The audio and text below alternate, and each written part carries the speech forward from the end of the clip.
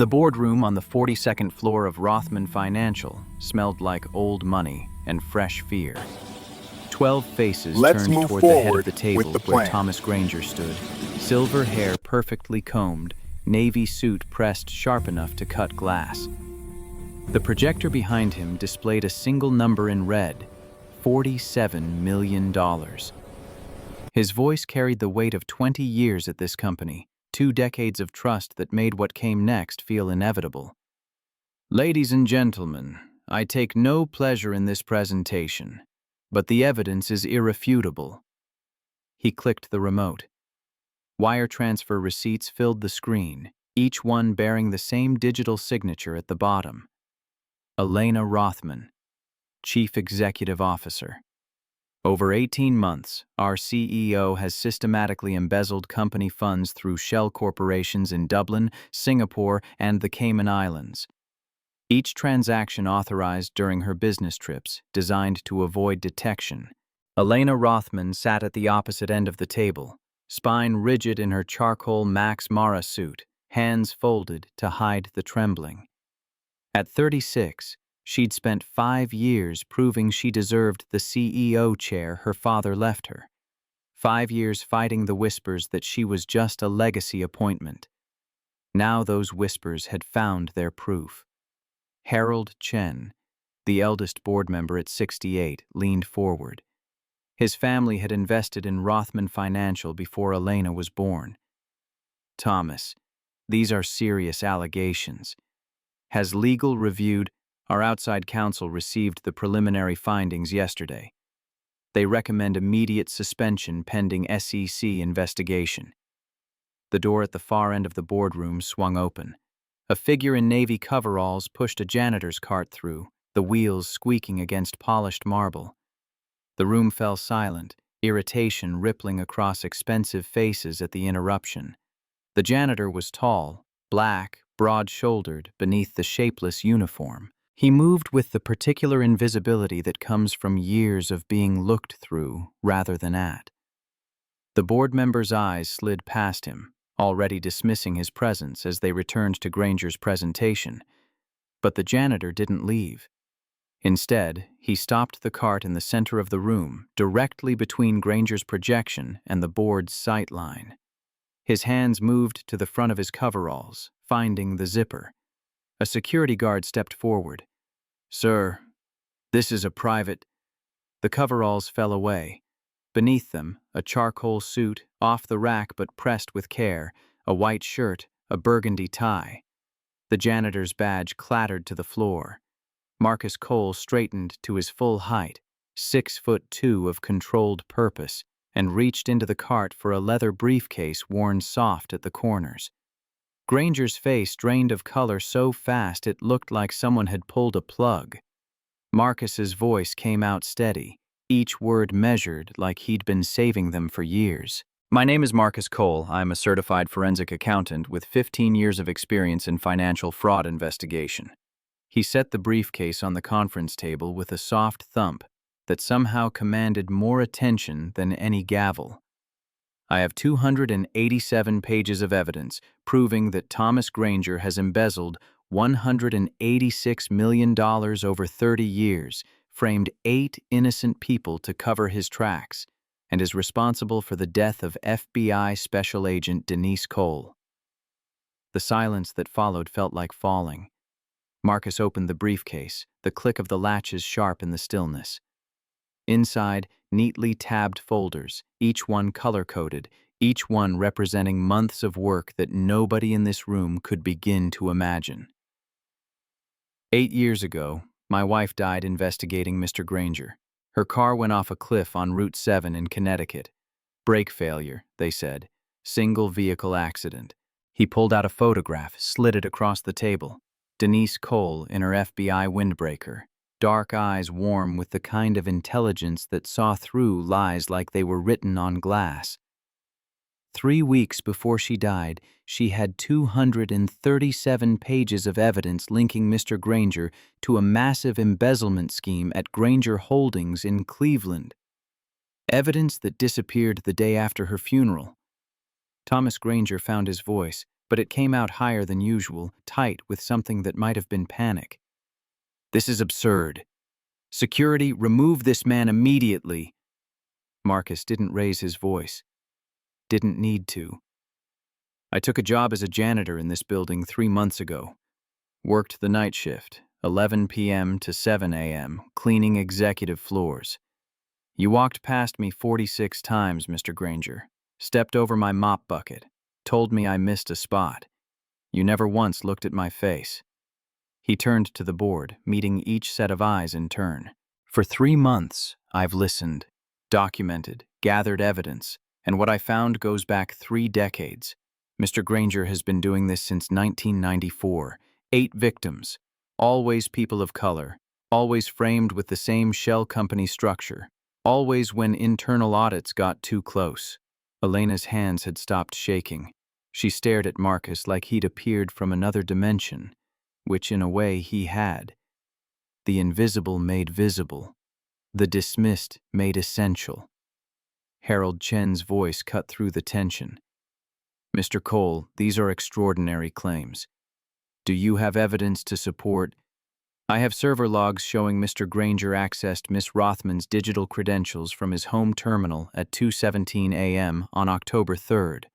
I have incorporation documents proving the shell companies used to steal $47 million were registered to him in 1998, 22 years before Miss Rothman became CEO. I have HR complaint files from 6 previous victims, all buried by company policy, all following the same pattern."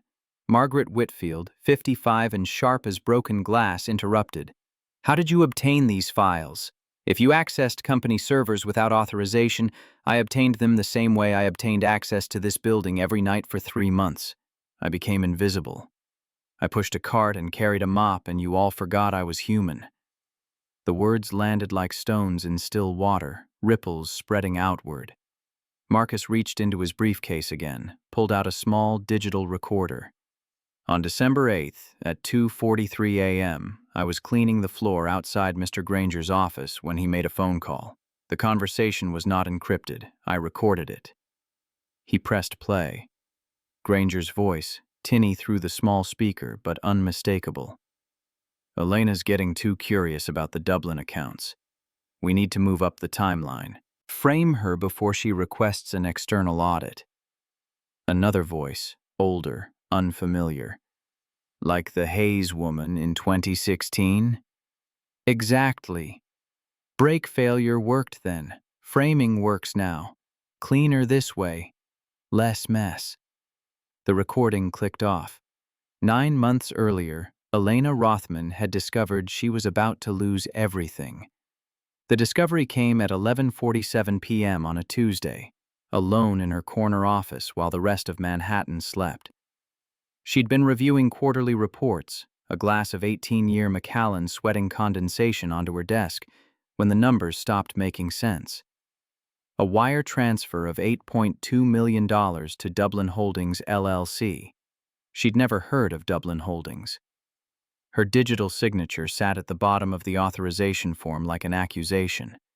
She'd pulled up the company database, fingers moving faster as something cold settled in her chest. 16 more transfers over 18 months. Always to shell companies she didn't recognize. Always when she'd been traveling, out of the office, unreachable for verification. Total. $47 million. Gone. Her digital credentials, used to authorize theft from her own company. The whiskey had gone warm before she moved again. Her hands found her phone, pulled up a search. Forensic accountant, financial fraud, New York City. The top result? Cole and Associates. One-man operation, small office in Brooklyn. Reviews mentioned integrity, attention to detail, willingness to take cases the big firms wouldn't touch. One review stood out. "Marcus helped my small business recover from employee theft when everyone else said it wasn't worth the fees.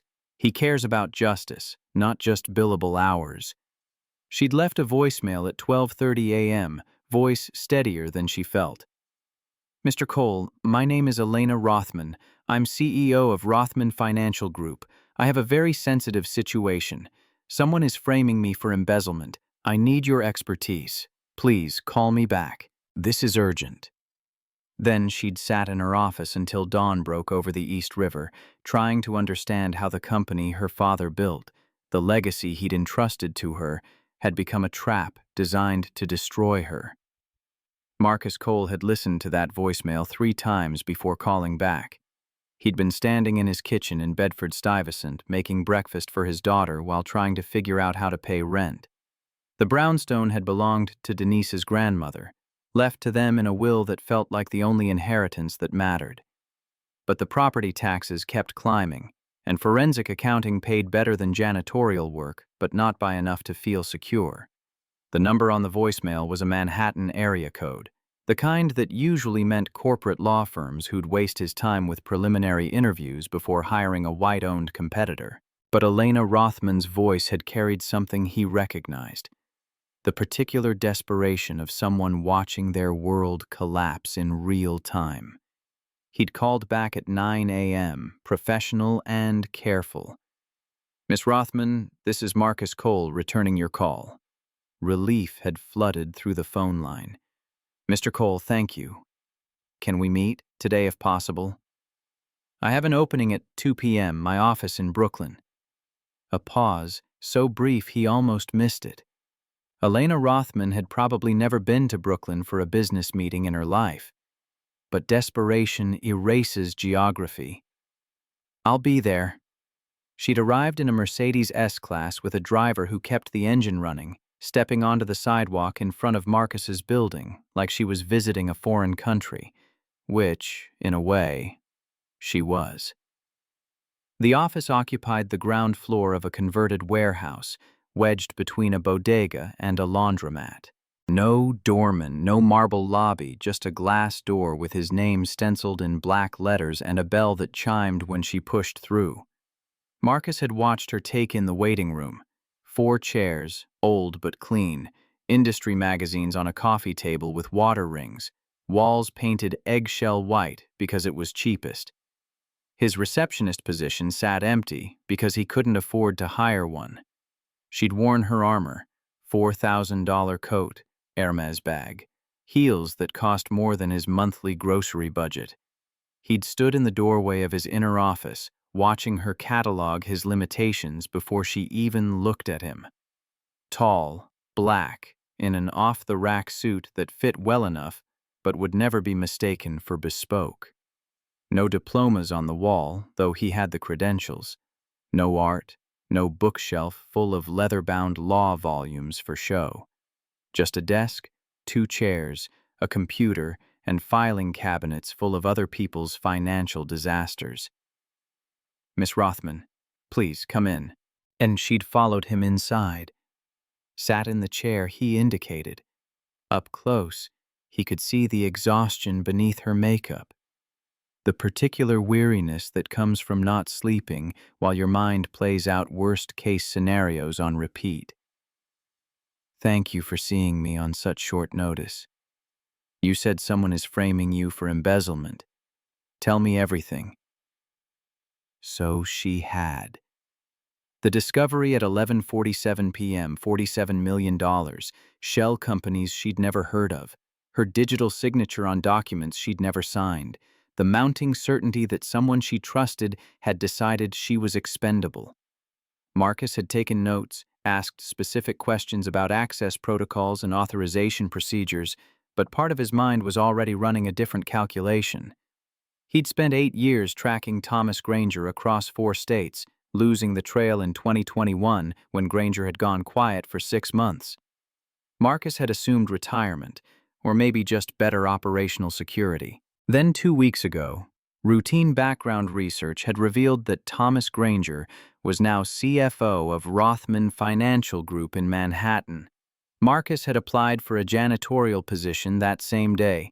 Now, Elena Rothman sat in his office, describing an embezzlement scheme that matched Denise's last investigation so precisely it felt like reading a signature.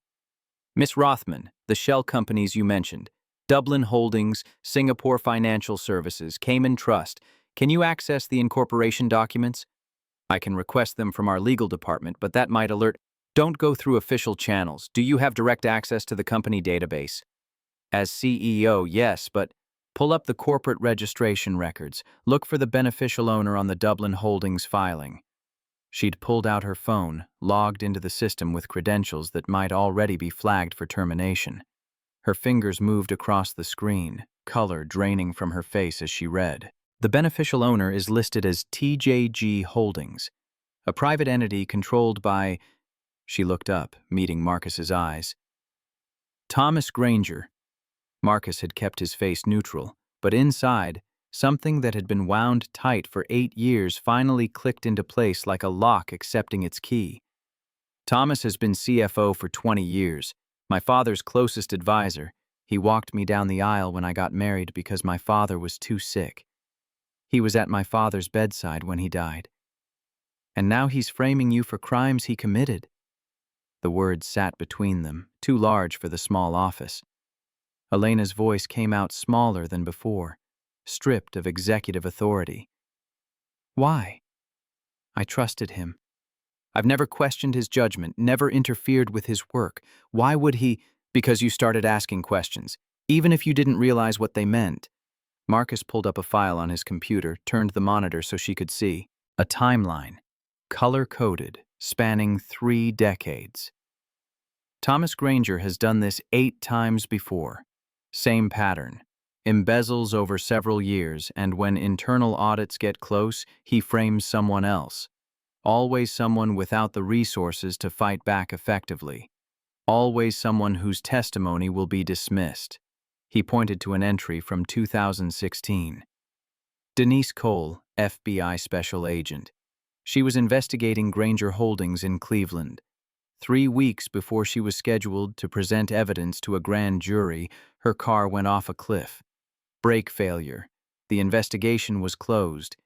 Evidence disappeared. Elena's hand had gone to her mouth. Denise Cole was my wife. The silence that followed felt like standing at the edge of something bottomless. I've been tracking Granger for 8 years. Across Cleveland, Chicago, Boston. He's careful, always moving before anyone can build a complete case. But he uses the same shell company structure every time. The same routing through Dublin, Singapore, the Caymans. It's elegant, really, and it's how I knew. Elena had found her voice again, though it came out different than before. Less polished, more raw. When I called you, you already knew about Thomas. I knew he was CFO at Rothman Financial.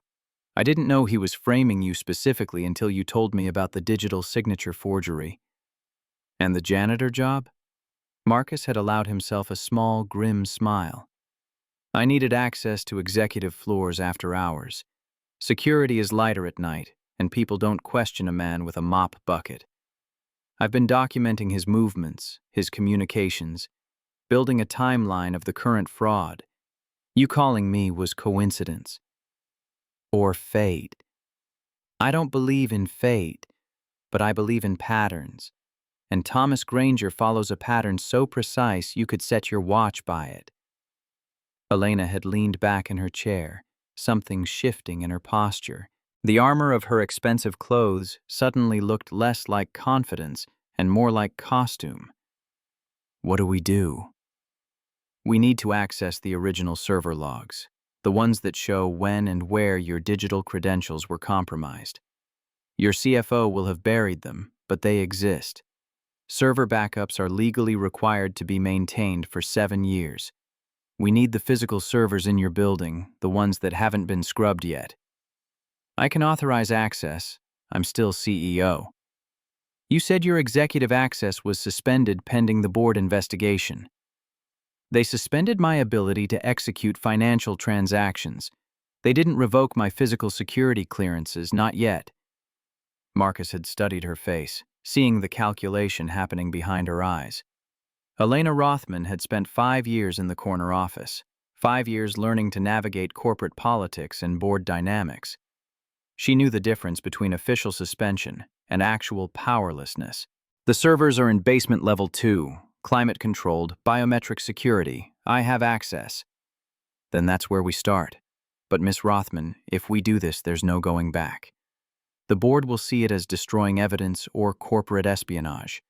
If we're caught, you lose whatever plausible deniability you have left." She'd met his eyes without flinching. "My plausible deniability is already gone. Thomas made sure of that when he forged my signature 47 times. The only question now is whether I go down for his crimes or whether we expose the truth. The truth doesn't always win. No, but it's the only option that lets me sleep at night." Marcus had recognized the look on her face. He'd worn it himself 8 years ago, standing at Denise's grave, choosing between safe grief and dangerous justice. "We go tonight. 11 p.m. security rotation changes at 11:15, gives us a 15-minute window when shift handoff creates coverage gaps. Wear dark clothes, nothing memorable. And Miss Rothman? Yes?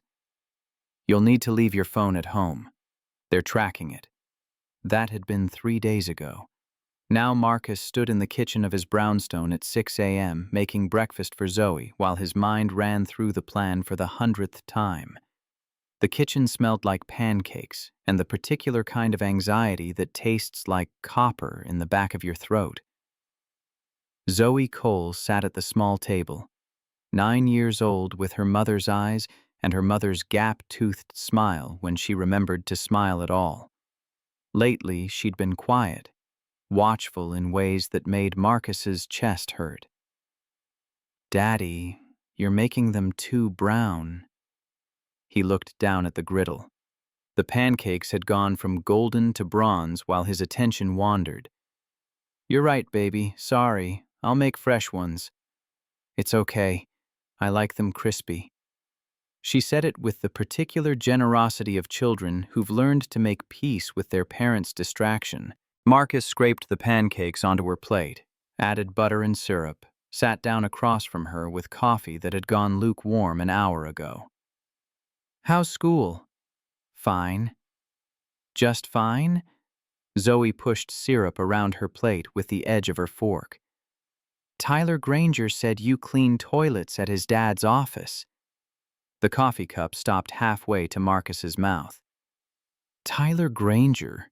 Is his father Thomas Granger?" "I don't know. Tyler's in 5th grade. He said his dad works at a big company and makes real money, not like you." The words landed with the casual cruelty of playground hierarchy, but beneath them, Marcus heard the question Zoe was too young to articulate. "Are we poor? Are you ashamed of what you do? Should I be ashamed?" He set the coffee down, took a breath that was supposed to center him, but just highlighted how off-center he'd been for years. "Zoe, look at me." She did, those dark eyes so much like Denise's that sometimes it hurt to meet them. "There is no shame in any honest work. I do clean buildings sometimes. I also analyze financial records and help people who've been stolen from. Both jobs matter. Both jobs have dignity." But Tyler said, "Tyler is wrong. And his father is someone I need to tell you about, but not yet. Not until this is over." Until what's over? How do you explain to a 9-year-old that you've spent 8 years hunting the man who killed her mother? That you've worked 2 jobs and missed bedtimes and school plays because you were building a case that might finally deliver something that looked like justice? "There's something important I need to finish, something that has to do with Mom. And when it's done, I promise I'll explain everything. But right now, I need you to know that no matter what anyone says, you come from people who fight for what's right. Your mom did. I'm trying to. And someday, when you're ready, you'll understand what that means." Zoe had returned to her pancakes, but something had shifted in her posture. Less defeated, more thoughtful. "Mrs. Patterson at school says revenge is wrong. She says we should forgive people." "Mrs. Patterson is right about forgiveness. But this isn't revenge, baby. This is justice. There's a difference." "What's the difference?" Marcus had thought about this question for 8 years, turned it over in his mind during night shifts and early mornings, tested different answers that all fell short. Revenge is about making yourself feel better by hurting someone who hurt you. Justice is about making sure they can't hurt anyone else. Oh. She'd gone back to eating, and Marcus had let the conversation end there because some truths were too heavy for 9-year-olds to carry, and he'd already given her too many. After Zoe left for school, Marcus had returned to his laptop, reviewing the plan one more time. Elena would meet him at the loading dock entrance on 47th Street at 11 p.m. They'd use her credentials to access basement level 2 through the freight elevator. Server room required biometric scan, but Elena's fingerprints were in the system. Copy the logs to 2 USB drives, 8 minutes maximum. Exit the same way. Simple, direct, probably legal since Elena technically still had authorization, even if the board thought otherwise. The part that made his palms sweat wasn't the break-in. It was what came after. Once they had the evidence, once they could prove Granger had forged Elena's credentials, they'd have to present it to the board. And that meant revealing who Marcus really was. The janitor who wasn't a janitor. The grieving husband who'd spent 8 years building a case. The man who'd been invisible by choice, watching and waiting for the moment when invisibility became the ultimate advantage. Thomas Granger had walked past him 46 times in 3 months. Tim had complained about Marcus's work, criticized his technique, treated him like a piece of furniture that occasionally needed to be moved. Never once had Granger looked at Marcus's face long enough to recognize the man whose wife he'd killed. That was going to change tonight. Marcus's phone buzzed. Elena, from a burner number he'd given her. "We're still on for tonight?" "Yes." 11 p.m., loading dock. "I've been thinking about what you said, about there being no going back. Having second thoughts?" A pause that stretched long enough for Marcus to wonder if she'd hung up. "No, but I wanted to tell you something. When my father was dying, he made me promise to trust Thomas above everyone else. Said Thomas had been with him through every crisis, every challenge. That Thomas was the only person in the company who cared about legacy more than profit. Your father was wrong." "I know. And that's what makes this so hard. Not just that Thomas betrayed me, but that my father's judgment was so catastrophically flawed. Everything I thought I knew about the company, about loyalty, about who deserves trust, it was all built on a foundation that was rotten from the beginning." Marcus had understood what she wasn't saying. Elena Rothman wasn't just fighting to clear her name. She was fighting to understand how the world she'd been raised to trust had turned out to be a carefully constructed lie. "Miss Rothman, when this is over, you're going to have choices to make about what kind of company you want to run, what kind of CEO you want to be. But first, we have to survive tonight." "I know. I'll see you at 11. She'd hung up, and Marcus had sat with his cooling coffee, thinking about choices and consequences, and the way justice and revenge sometimes looked identical until you examined your own heart closely enough to tell the difference. At 10:30 p.m., Marcus had changed into dark jeans and a black jacket, left a note for his sister who was watching Zoe, and taken the subway into Manhattan. The night was cold enough to see breath, the kind of December evening that made the city feel sharper, more awake. He'd arrived at the loading dock at 10:55. Elena was already there, and he almost hadn't recognized her. No $4,000 coat, no Hermes bag. She wore dark jeans that actually fit like she'd worn them before, a black North Face jacket, white sneakers that had been broken in by someone else's feet. Her hair was pulled back in a simple ponytail, no makeup, no jewelry. She looked younger, more uncertain, and completely unlike the woman who'd walked into his office 3 days ago. "You came prepared." She'd looked down at herself, something crossing her face that might have been embarrassment or might have been revelation. "I had to buy these, the jeans, the shoes. I haven't owned anything from a normal store since I was 16. The woman at Target looked at me like I was lost." "Were you?" "Completely." They'd moved to the service entrance, a metal door with a key card reader. Elena had pulled out her access card, the gold executive version that was supposed to work everywhere in the building. She'd swiped it. Red light. Access denied. That's not possible. This card has worked for 5 years. Marcus had kept his voice calm, even as his pulse kicked up. They've started revoking your privileges. Probably happened this afternoon. Do you have the master key your father gave you? That's from 2014. The system was upgraded twice since then. They'd stood in the December cold, Plan A already falling apart, and Marcus had felt the familiar weight of 8 years of work threatening to collapse under the weight of one failed key card. Then the service door had opened from inside.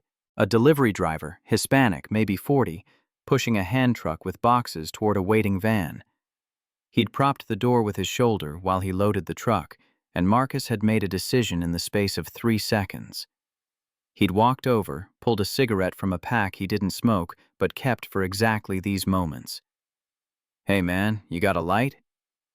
The driver had patted his pockets, handed over a lighter without really looking. People don't examine strangers when they're in the middle of their own work. Marcus had made a show of lighting the cigarette, then palmed the man's key card from where it hung on his belt clip. 3 seconds, smooth as breathing. "Thanks, brother. Appreciate it." He'd returned to Elena, slipped through the door before it closed, hung the key card on the inside handle where the driver would find it and think he'd dropped it.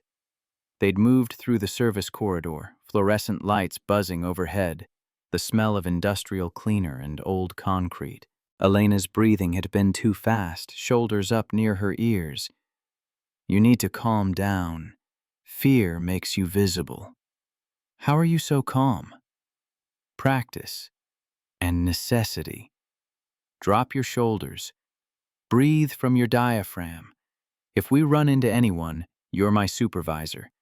New security protocol requires 2-person teams after hours. Can you do that?"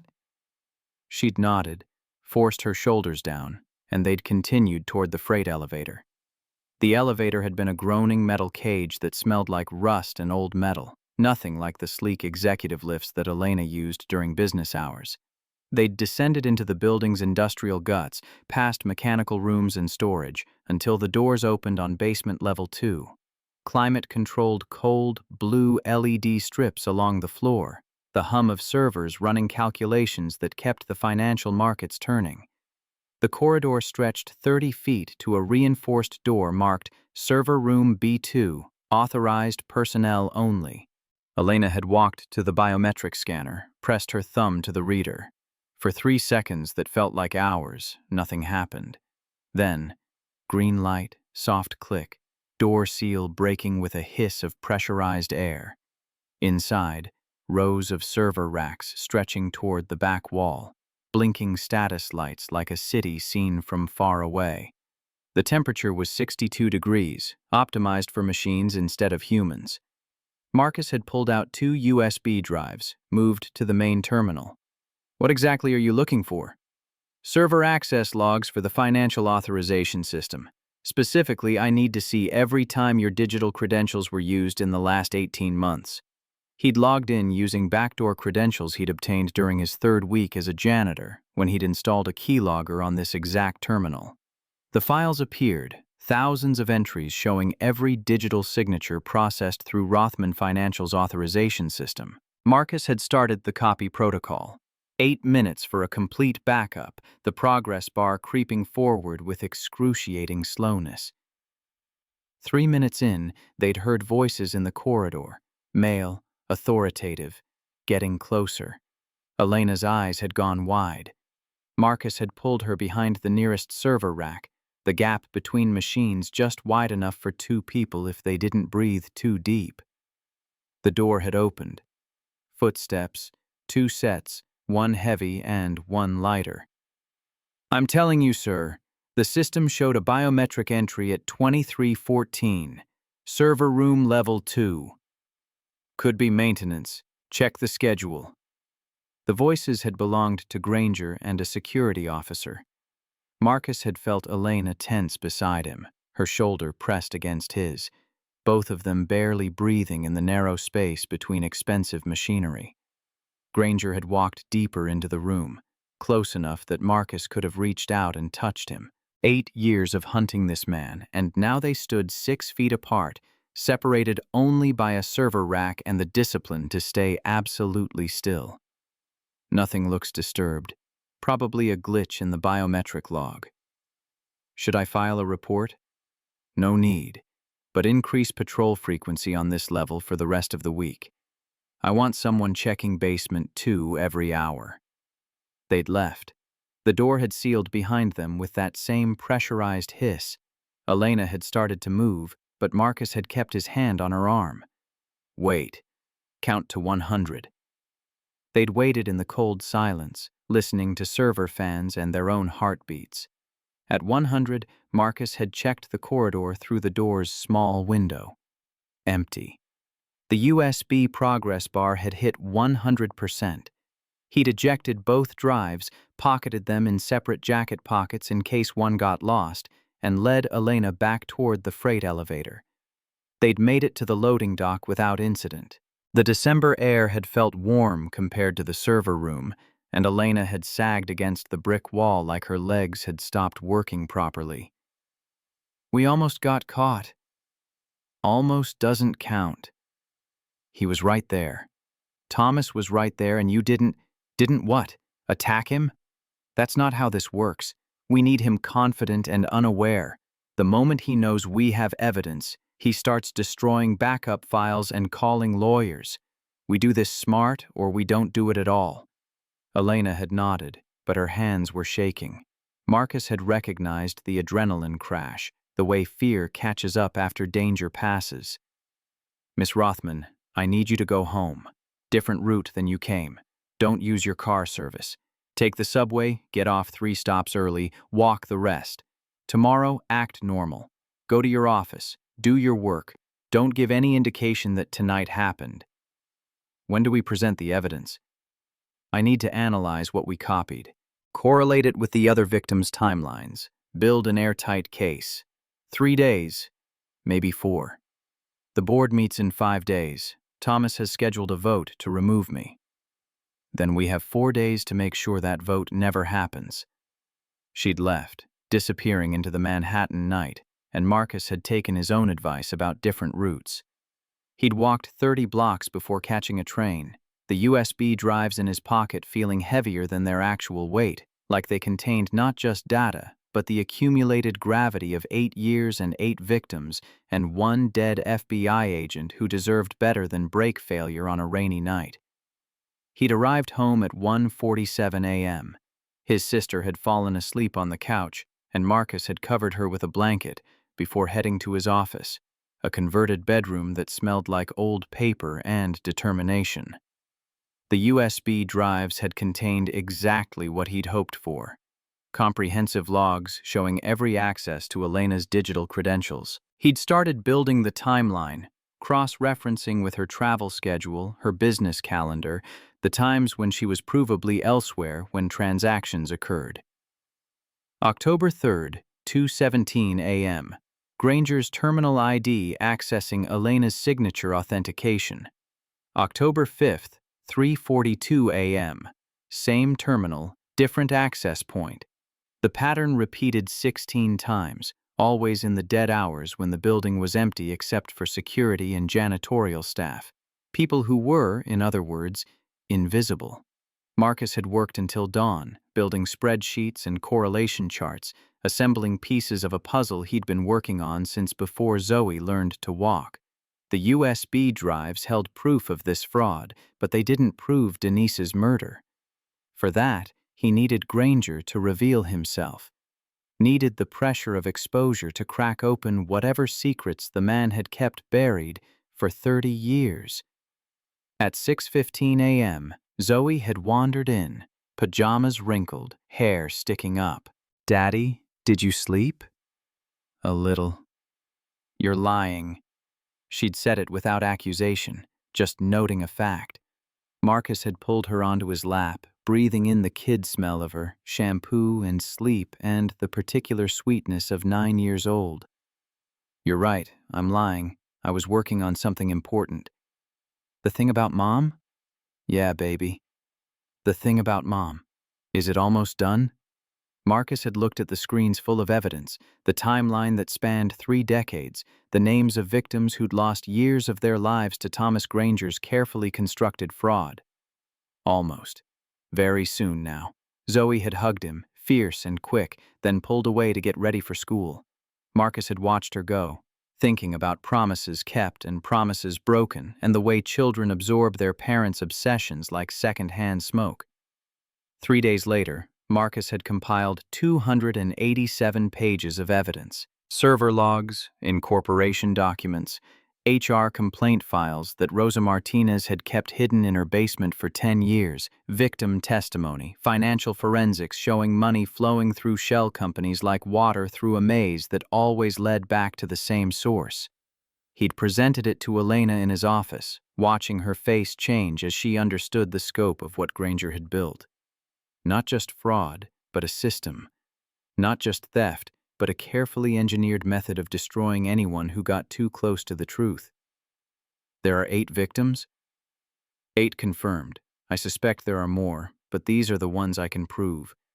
Jamal Thompson served 4 years for embezzlement in Cleveland. Maria Gonzalez, 2 years in Chicago. Keisha Williams is still serving year 6 of a 12-year sentence in Boston. Elena had put her hand over her mouth. And your wife? Denise was number 3. She didn't go to trial because she died before she could present evidence. Marcus, I'm so sorry. Don't be sorry, help me finish this. They'd planned the confrontation for the board meeting, the one where Granger expected to present his evidence against Elena and watch her career disintegrate.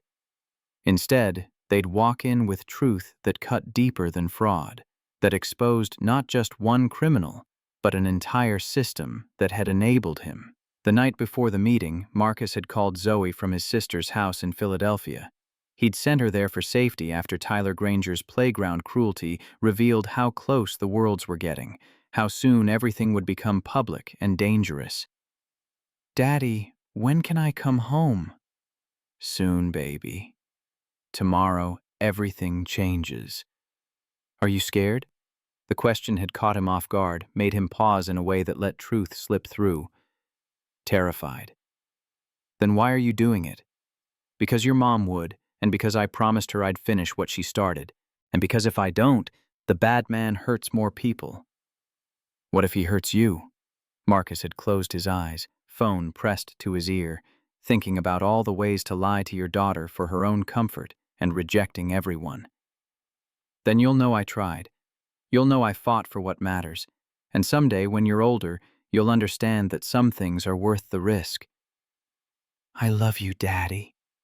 I love you more than the sky, baby. More than all the stars. It was something Denise used to say, back when Zoe was small enough to believe in hyperbole without questioning the math. Now it just hurt, a reminder of everything lost and everything still at stake. The morning of the board meeting, Marcus had dressed in his best suit, the one he'd bought for Denise's funeral and hadn't worn since. Navy, single-breasted, pressed until the creases could cut. He'd loaded the briefcase with evidence, checked and rechecked the USB drives, rehearsed the presentation until it felt like muscle memory.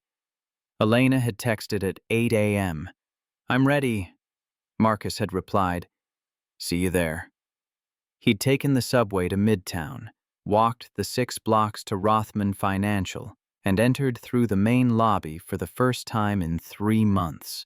No service entrance, no janitor's uniform, just Marcus Cole, forensic accountant, walking through marble and brass like he belonged there. The elevator to 42 had been the executive model, smooth and silent. Other passengers had given him space without seeming to, the unconscious geography of bodies that marks some people as different, as other, as requiring distance. He'd let them keep their distance. Soon enough, they'd have no choice but to see him. The boardroom fell into the kind of silence that happens when reality shifts faster than minds can process. Thomas Granger stood frozen at the projector, remote control still gripped in his hand like he'd forgotten how to let go. His presentation about Elena's crimes glowed behind him, suddenly irrelevant, suddenly exposed as the distraction it had always been. Harold Chen broke the quiet first, his voice carrying the careful weight of a man who'd survived 6 decades in finance by knowing when the ground was shifting beneath him. Mr. Cole, you're making serious accusations. Before we proceed, I need to understand your credentials and your relationship to this matter. Marcus set the briefcase on the polished table, the leather worn soft from years of carrying other people's financial disasters. He pulled out the first folder, slid it across to Chen. I'm a certified forensic accountant, 15 years of experience specializing in corporate fraud and embezzlement cases. My relationship to this matter is both professional and personal. Miss Rothman retained my services 4 days ago to investigate the allegations against her. What I found goes back 30 years and involves 8 victims, one of whom was my wife. Margaret Whitfield leaned forward, reading glasses perched on her nose, the kind of woman who'd built a career on asking questions that made men uncomfortable.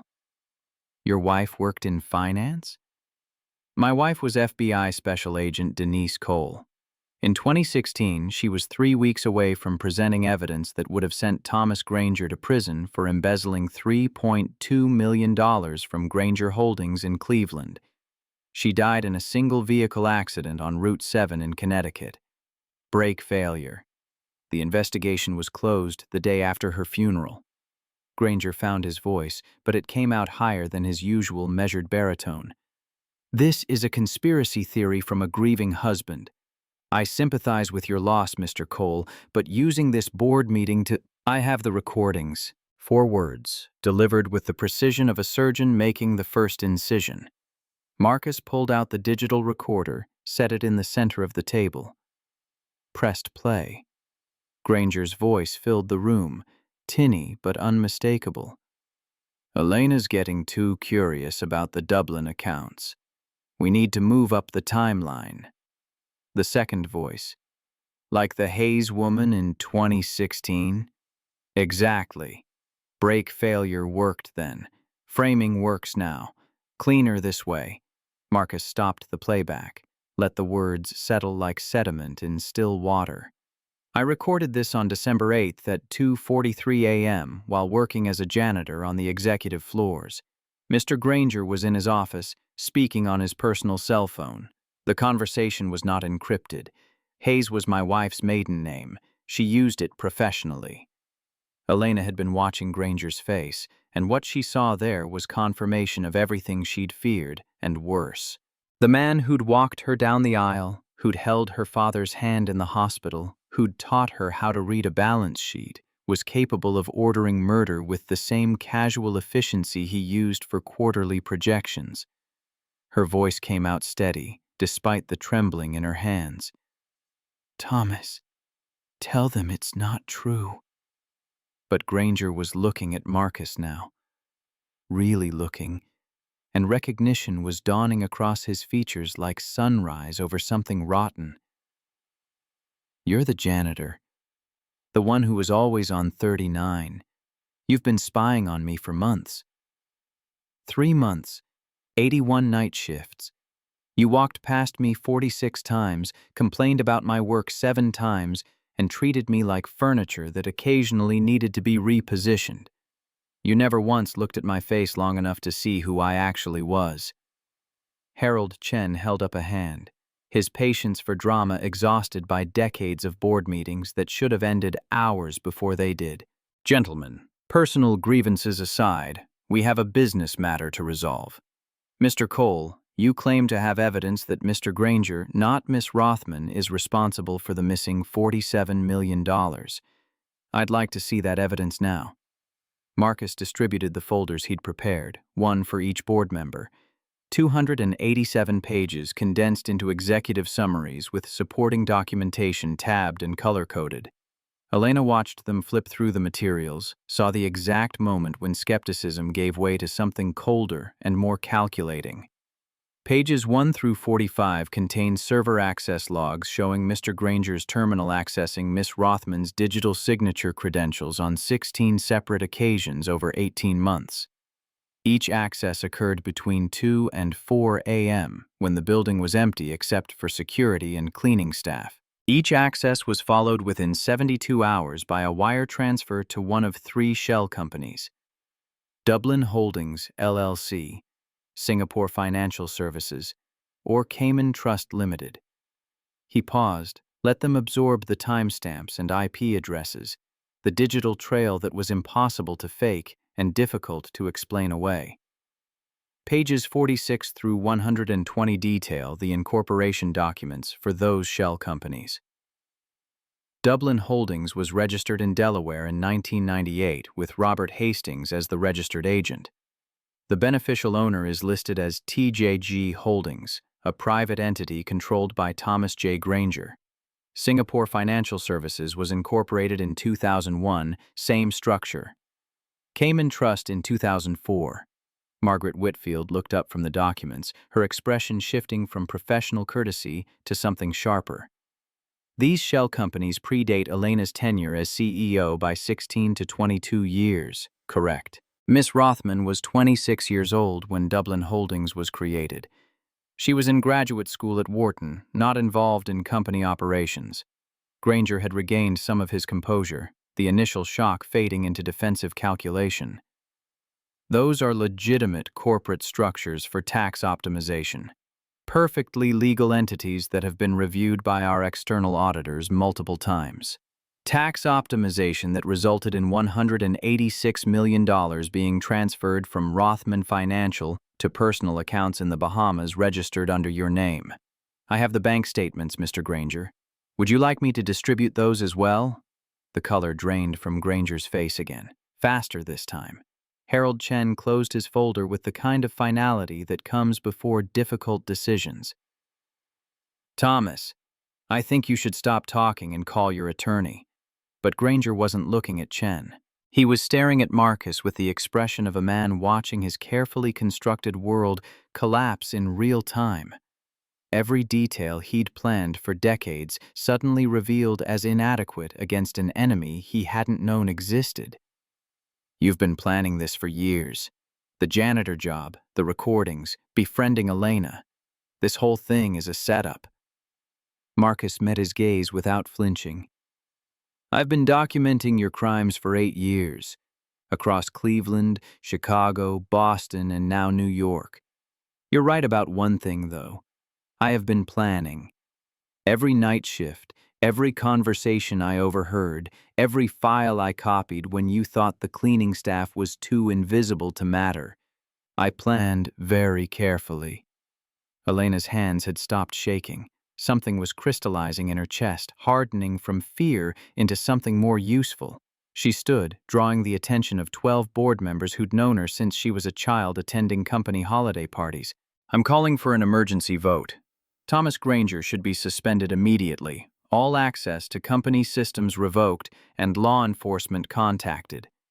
I also recommend freezing all accounts connected to the shell companies Marcus has identified. Harold Chen nodded slowly. I second the motion. All in favor. 11 hands went up. Only Granger abstained, his face now pale as paper, sweat beading along his hairline despite the climate-controlled boardroom. This is a mistake.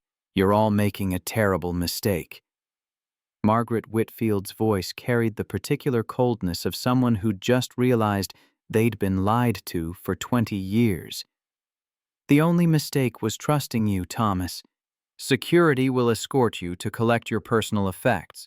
Do not access any computer systems, do not remove any company documents, and do not contact any employees.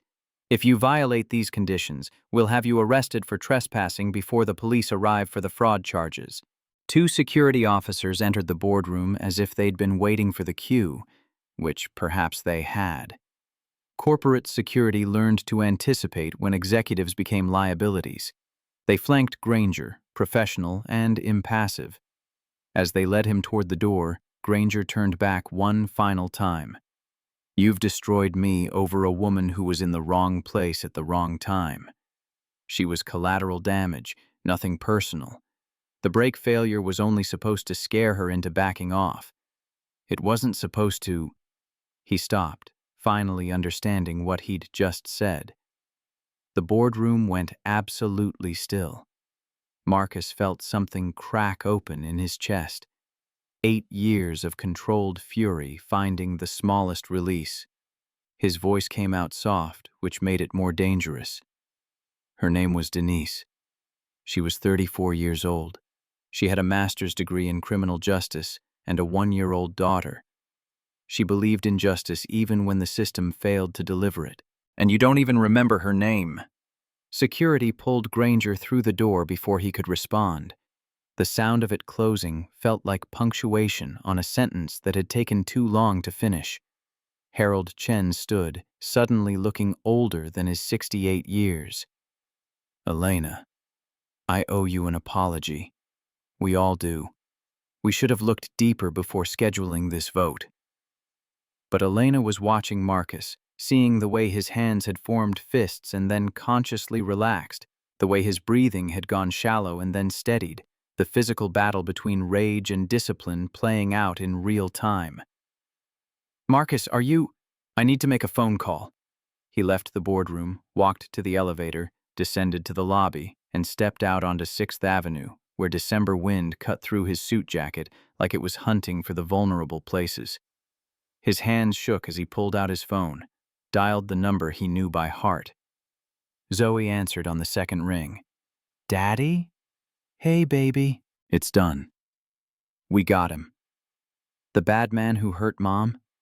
Yeah, he's not going to hurt anyone else.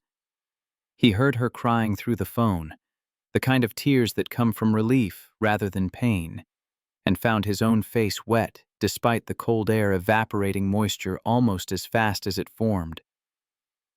Can I come home now? Not yet. The news is going to be everywhere in the next few days. Reporters, cameras, people asking questions.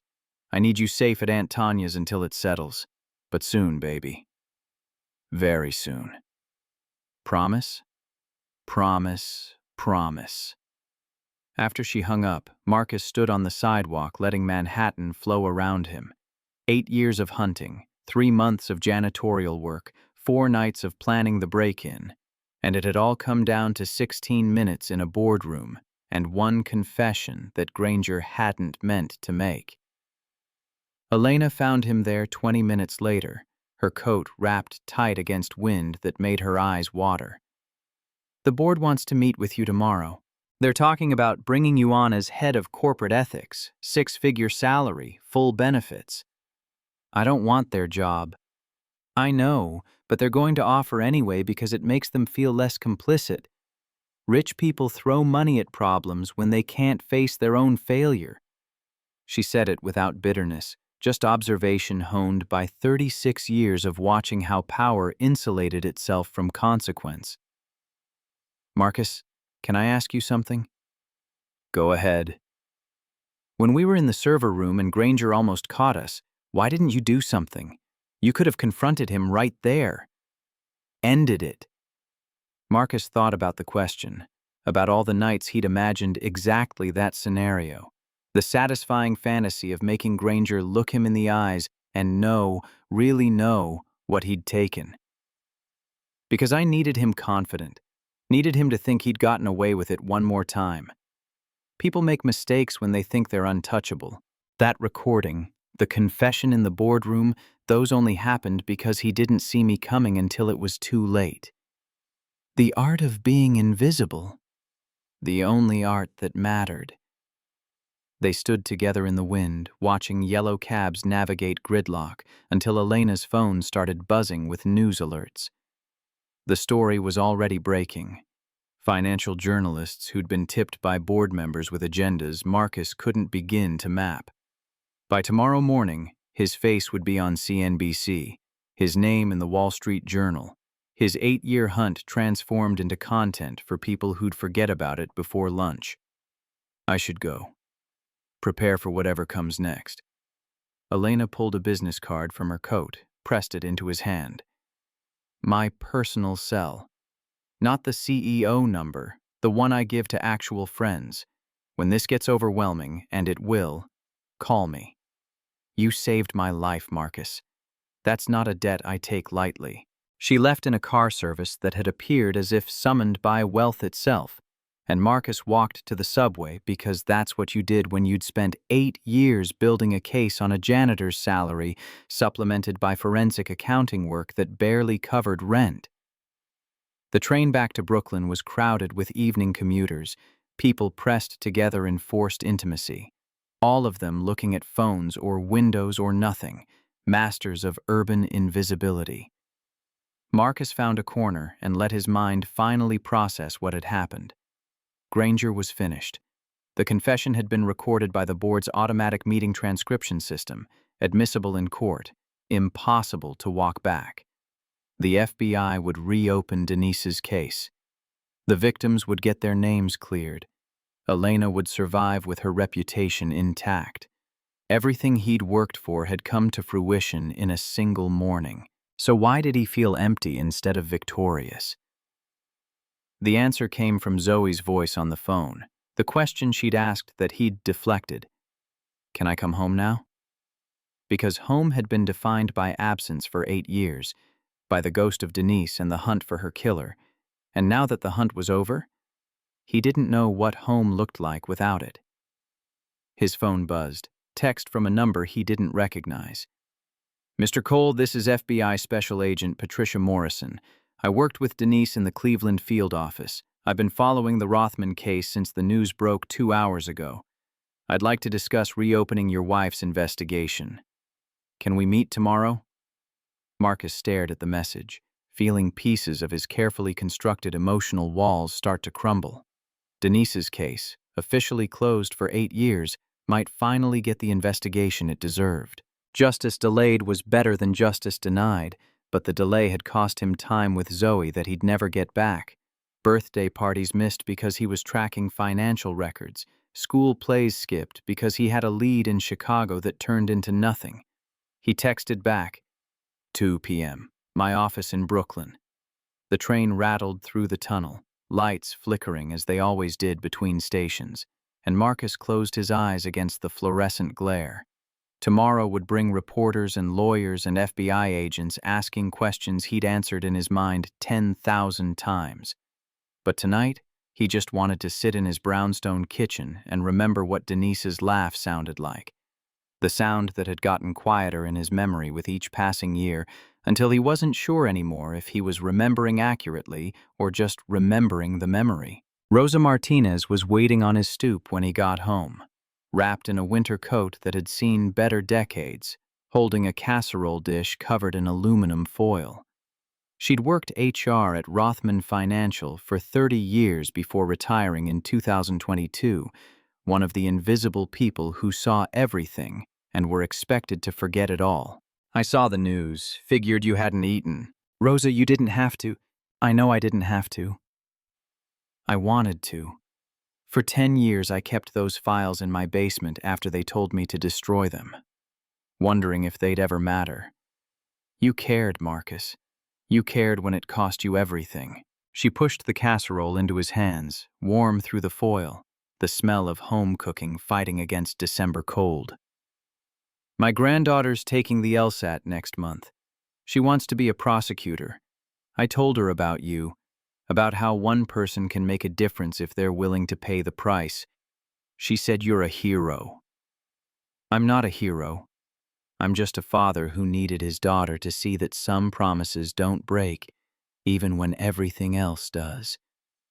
Rosa patted his cheek with a grandmother's gentle authority. That's exactly what heroes say.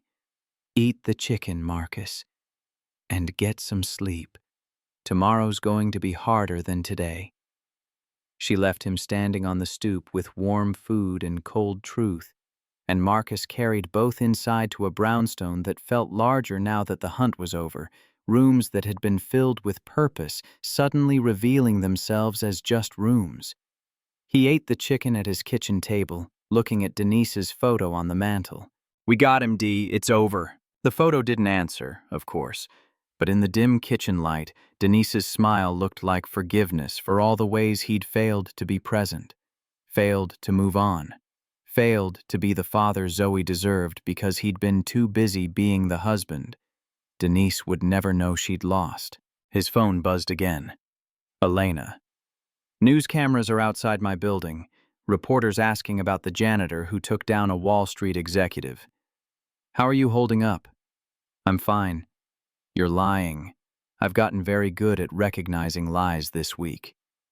Marcus smiled, despite the exhaustion pulling at his edges. Okay.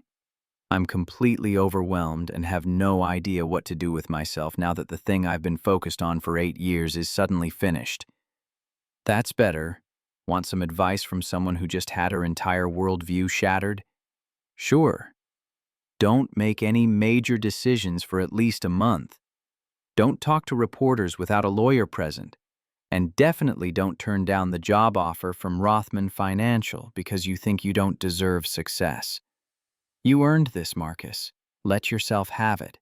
Then after she hung up, Marcus sat in his quiet kitchen and thought about deserving, about earning, about the difference between justice and revenge, and whether the line between them was as clear as he'd told Zoe it was. He'd gotten Granger arrested, exposed, finished. But Denise was still dead. The years with Zoe were still lost. The cost of the hunt remained paid regardless of the outcome. The next morning, brought FBI Special Agent Patricia Morrison to his office, a woman in her mid-40s with the particular weariness of someone who'd spent 20 years watching the system fail more often than it succeeded. She carried a file box marked with Denise's case number, set it on Marcus's desk like an offering. I've read your evidence packet. The recording, the financial forensics, everything. It's brilliant work, the kind of work Denise would have been proud of. You worked with her?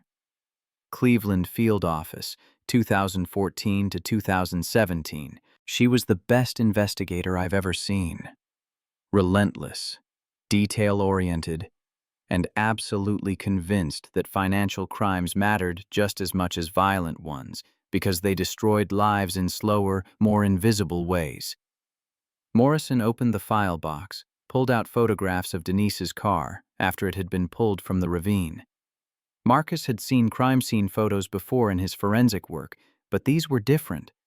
This was Denise's blue Honda Civic, the one they'd bought together when Zoe was born because it had good safety ratings, and they were thinking about the future. The original investigation focused on the brake failure. Mechanic confirmed the brake lines had been severed, but the ruling was that it happened from road debris, not deliberate tampering. Case closed. But you never believed that. I couldn't prove anything else. Denise's evidence against Granger disappeared from the FBI database the day after her accident. The backup files were corrupted. Her notes were missing from her office. It was too clean, too convenient, but without proof, I couldn't do anything except watch the case get closed and archived. Morrison pulled out another document, this one marked with red flags that indicated new evidence. Your recording changes everything. Granger admitting that the brake failure worked in 2016? That's conspiracy to commit murder. I've already spoken to the U.S. Attorney's Office. They're opening a full investigation. Marcus felt something unclench in his chest that had been tight for so long he'd forgotten it could release. What do you need from me? Everything you have on Granger's movements in November 2016.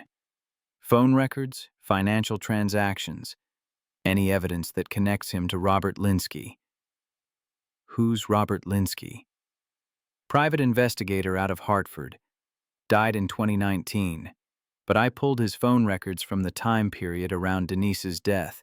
He received a $50,000 wire transfer from one of Granger's shell companies on November 10, 2016. 2 days later, Denise died. I couldn't prove a connection then, but with the recording, you can establish that Granger hired someone to tamper with her car. Exactly. Linsky's dead, so we can't get his testimony. But we can build a circumstantial case that becomes very difficult to defend against when combined with Granger's recorded confession. They spent the next 3 hours going through Marcus's files, 8 years of documentation that had been building toward exactly this moment. Morrison took notes with the focused intensity of someone who'd been waiting a long time for a second chance.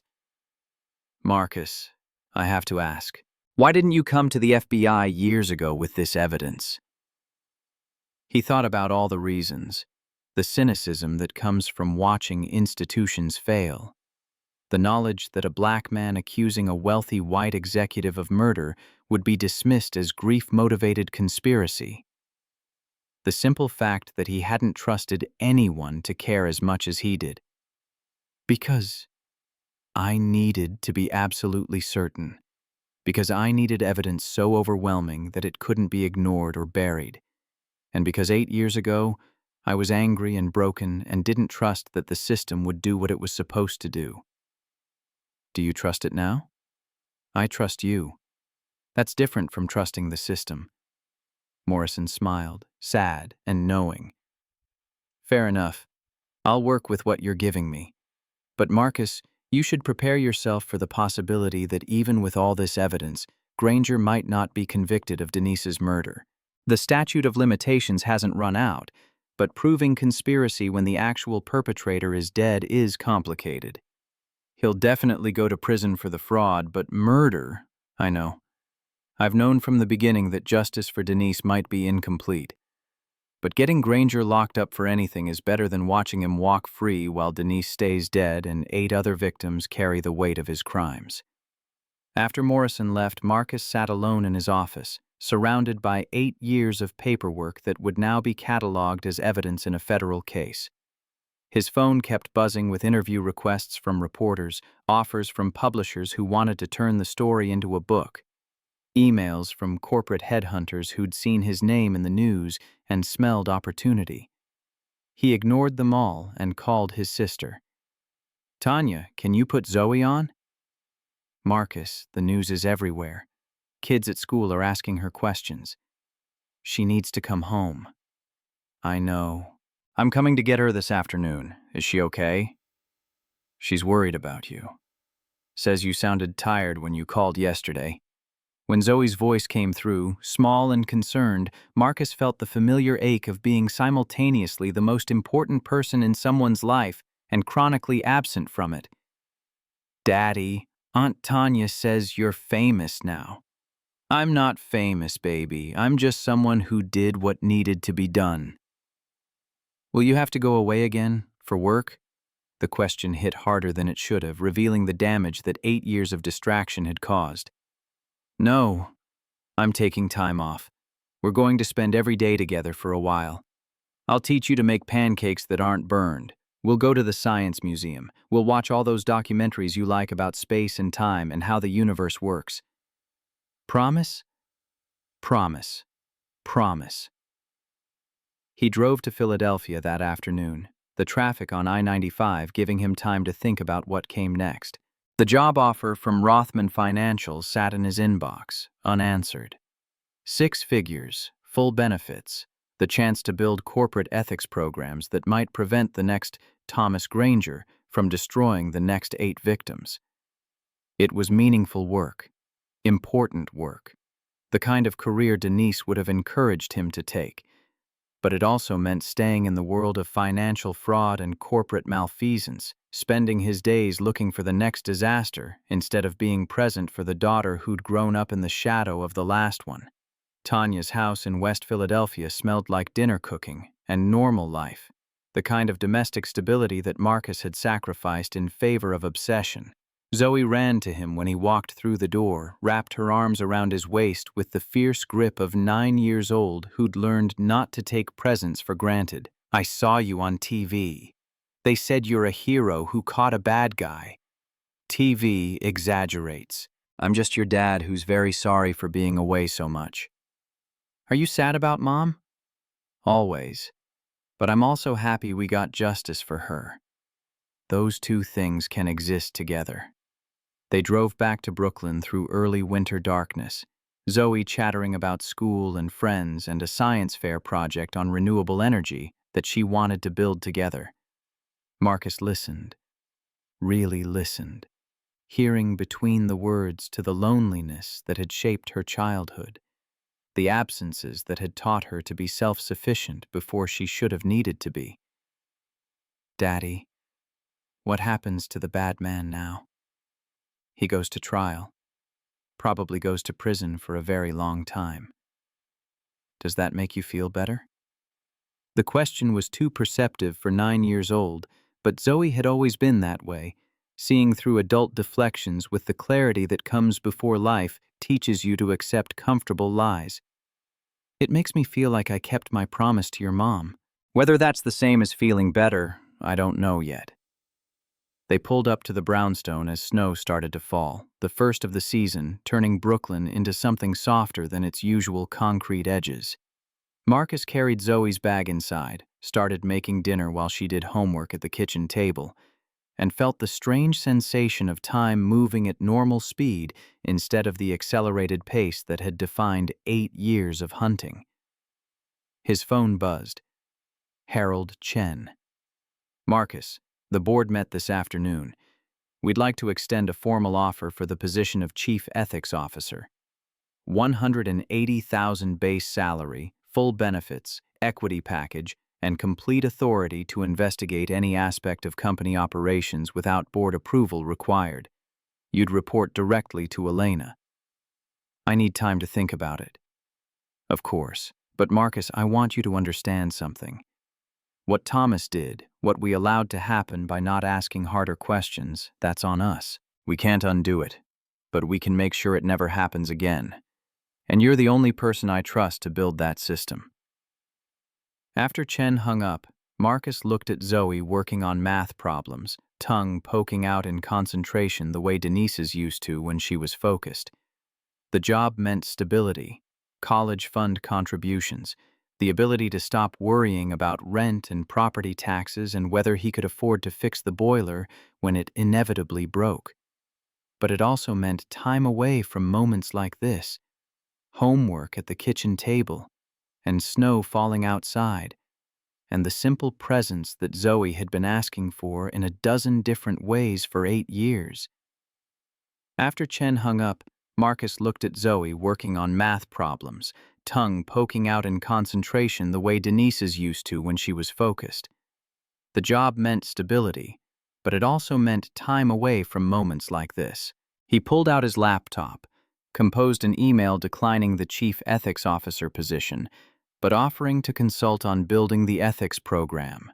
Hourly rate, limited hours per week, maintaining the flexibility to be present instead of successful in the ways that success was usually measured. The next 3 months passed in a blur of depositions and grand jury testimony and news cycles that chewed through the story until the next scandal emerged to feed the public appetite for institutional failure. Thomas Granger was indicted on 27 counts of wire fraud, money laundering, conspiracy to commit fraud, and 1 count of conspiracy to commit murder in the death of Denise Cole. The trial date was set for June, giving Marcus half a year to prepare testimony and watch his face gradually disappear from headlines as other, newer disasters emerged to feed the cultural moment. Keisha Williams was released from prison in February, her conviction overturned based on evidence that Granger had framed her using the same methods he'd used on Elena. Marcus had driven to Boston to meet her outside the prison gates, watched her reunite with children who'd grown from 6 and 4 to 14 and 12 in her absence. She'd hugged him with the fierce gratitude of someone who'd stopped believing in rescue and then received it anyway. I told myself for 6 years that the truth would come out eventually. I almost stopped believing it. The truth doesn't always come out. Sometimes it needs help. Then thank you for being the help. Jamal Thompson's conviction was vacated in March, his name cleared after 12 years of living with a criminal record that had destroyed his career and marriage. He'd called Marcus from Cleveland, voice shaking with something between joy and fury that justice had taken more than a decade to find him. They can't give me back the years, can't fix what my kids think of me growing up believing their father was a criminal. No, but they can make sure the next person doesn't lose 12 years. Is that supposed to make me feel better? No. It's supposed to make you feel like your suffering had meaning. Whether that's enough is something only you can decide. Maria Gonzalez had been easier, her 2 years in prison a lighter sentence, but no less devastating for the time they'd cost. She'd taken the settlement from Rothman Financial's Victims Fund and used it to pay for her daughter's college tuition, called Marcus to thank him, but also to ask the question that kept coming up in different forms from different victims. Why? Why did you care about us when nobody else did? Because my wife cared. And because once you see how the system fails, you can't unsee it.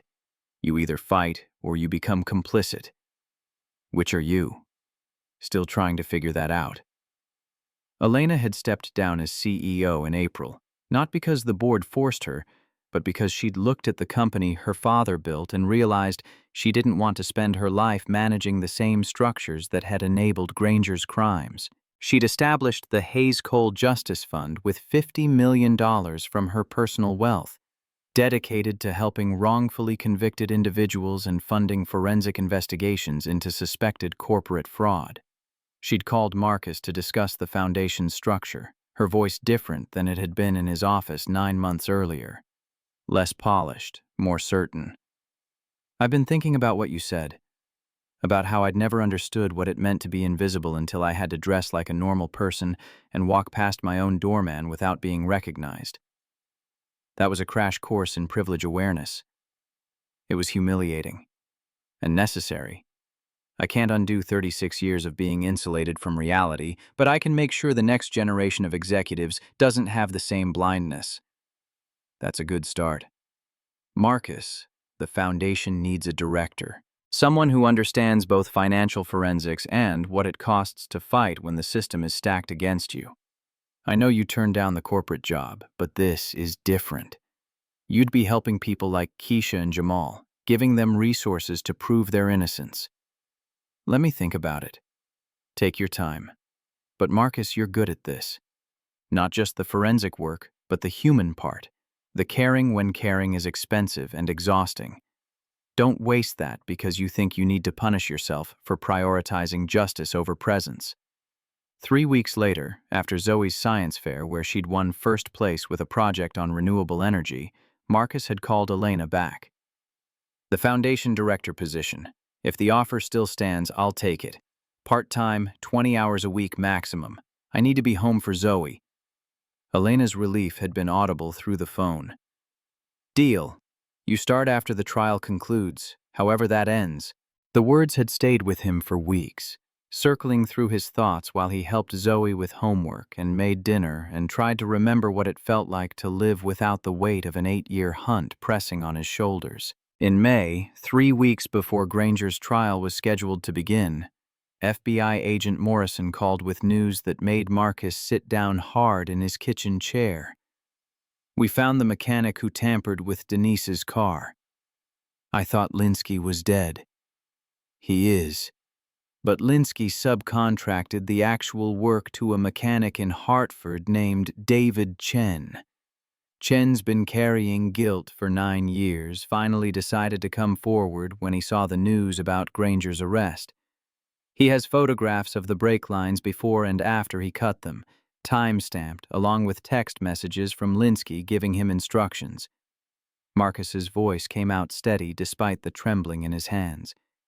Can he testify? He's willing to testify in exchange for immunity.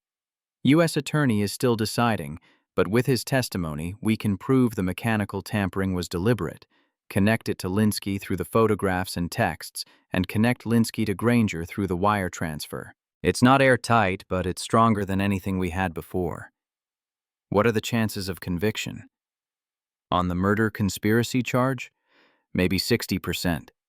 But Marcus, even if the jury doesn't convict on murder, he's going away for the rest of his life on the fraud charges.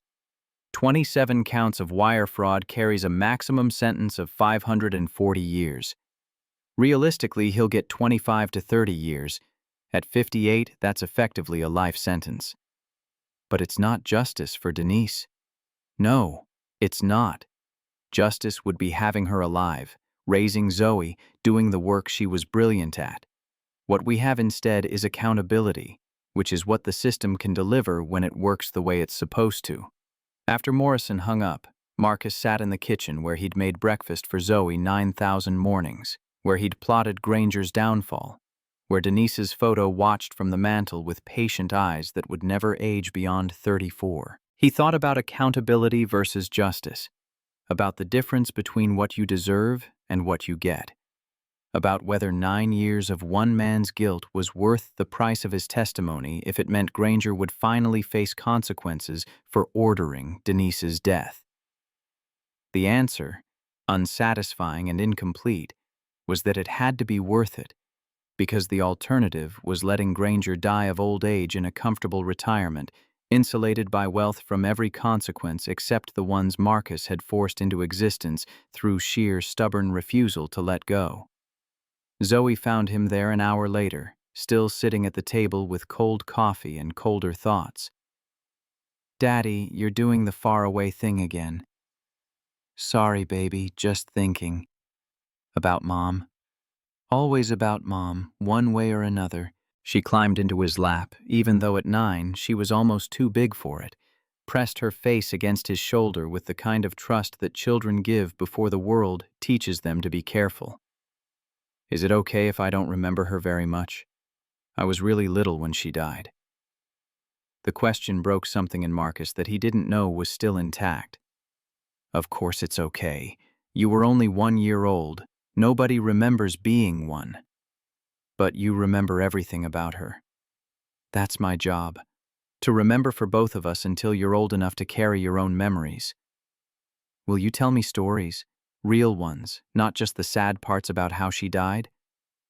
So Marcus told her about meeting Denise at Howard University, about how she'd corrected his calculator placement and made him laugh in the same breath, about their wedding in a small church in Cleveland with 50 people who'd loved them both.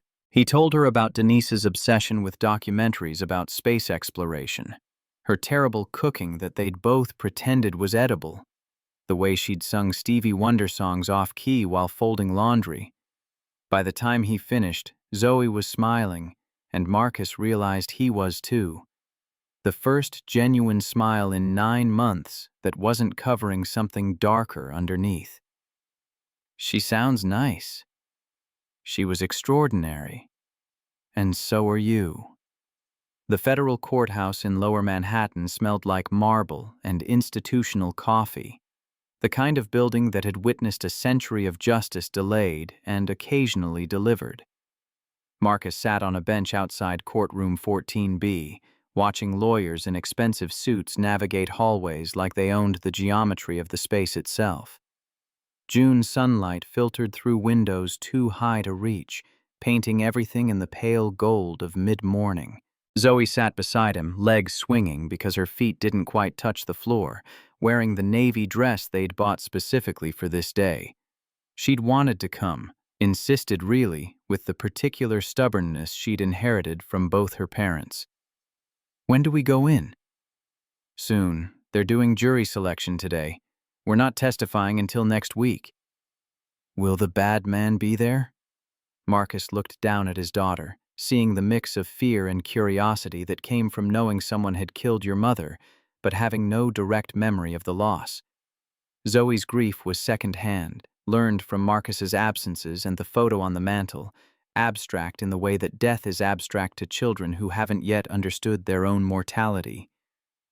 "Yes, Mr. Granger will be there, but he can't hurt us. There are guards and lawyers and rules about how trials work." "Are you scared to see him?" The question deserved honesty, even though honesty was harder than deflection. "I'm angry. That's different from scared." Elena arrived 10 minutes later, dressed in a gray suit that split the difference between her old corporate uniform and the more casual clothes she'd adopted since leaving Rothman Financial. She'd cut her hair shorter, stopped wearing the expensive jewelry that had once been as much part of her identity as her name. The transformation wasn't complete, might never be complete, but she was trying. Marcus, Zoe, the prosecution team wants to meet before we go in. Are you ready? As ready as someone can be to watch the man who killed their wife sit 20 feet away and claim innocence. They followed Elena to a conference room where Assistant U.S. Attorney Sarah Chen was reviewing notes with the focused intensity of someone who'd built a career on preparation. She was 42, sharp-featured, with the particular weariness of prosecutors who'd seen too many guilty people walk free on technicalities. Mr. Cole, thank you for coming early. I wanted to walk through your testimony one more time. They spent 90 minutes going over details that Marcus had lived with for 9 years. Questions Chen would ask and answers he'd practiced until they felt like muscle memory.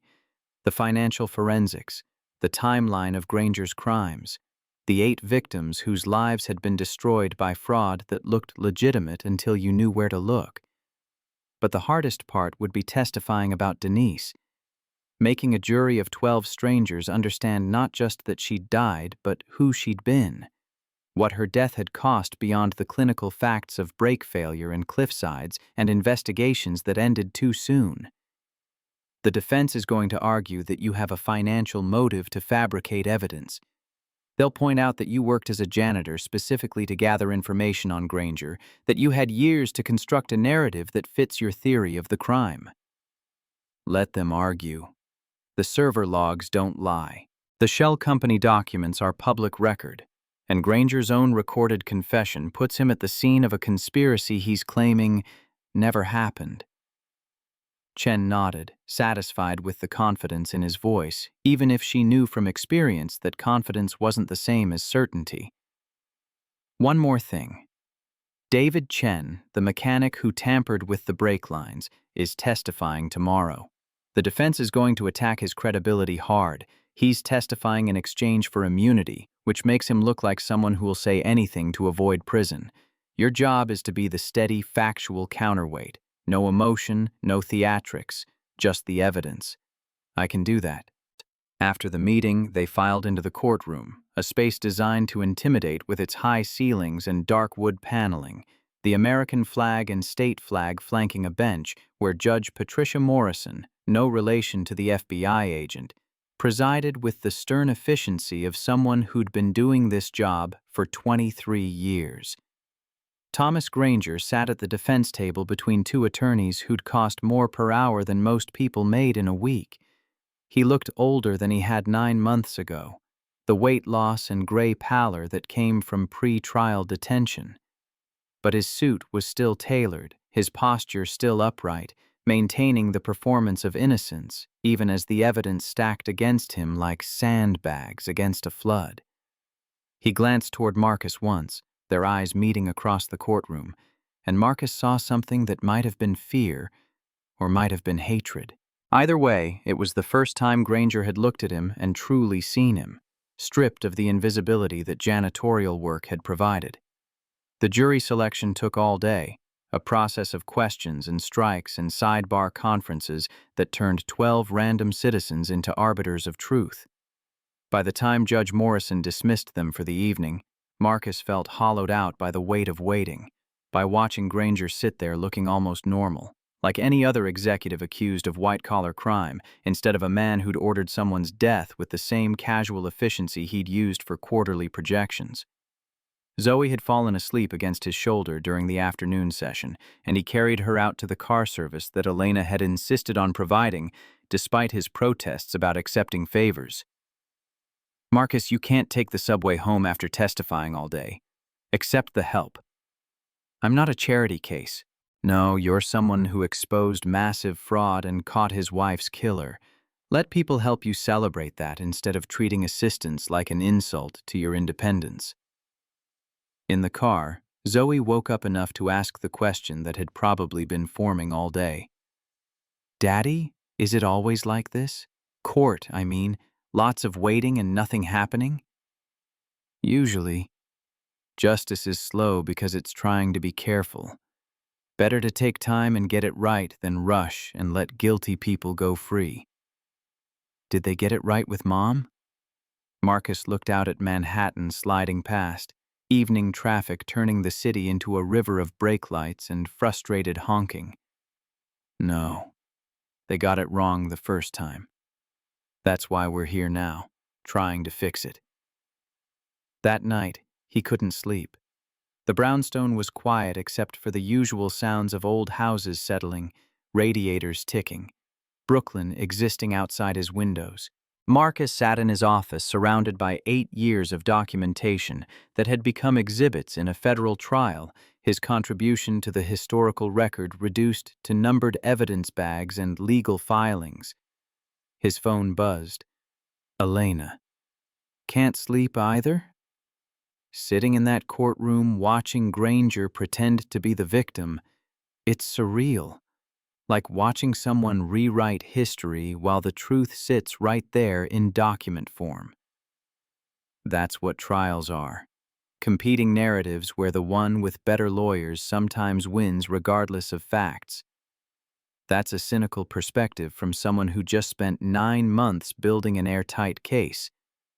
Marcus leaned back in his chair, looking at Denise's photo on his desk, the version of her that would stay 34 forever while he aged past her, growing into the man she'd never get to know. I'm a realist. I know we have strong evidence.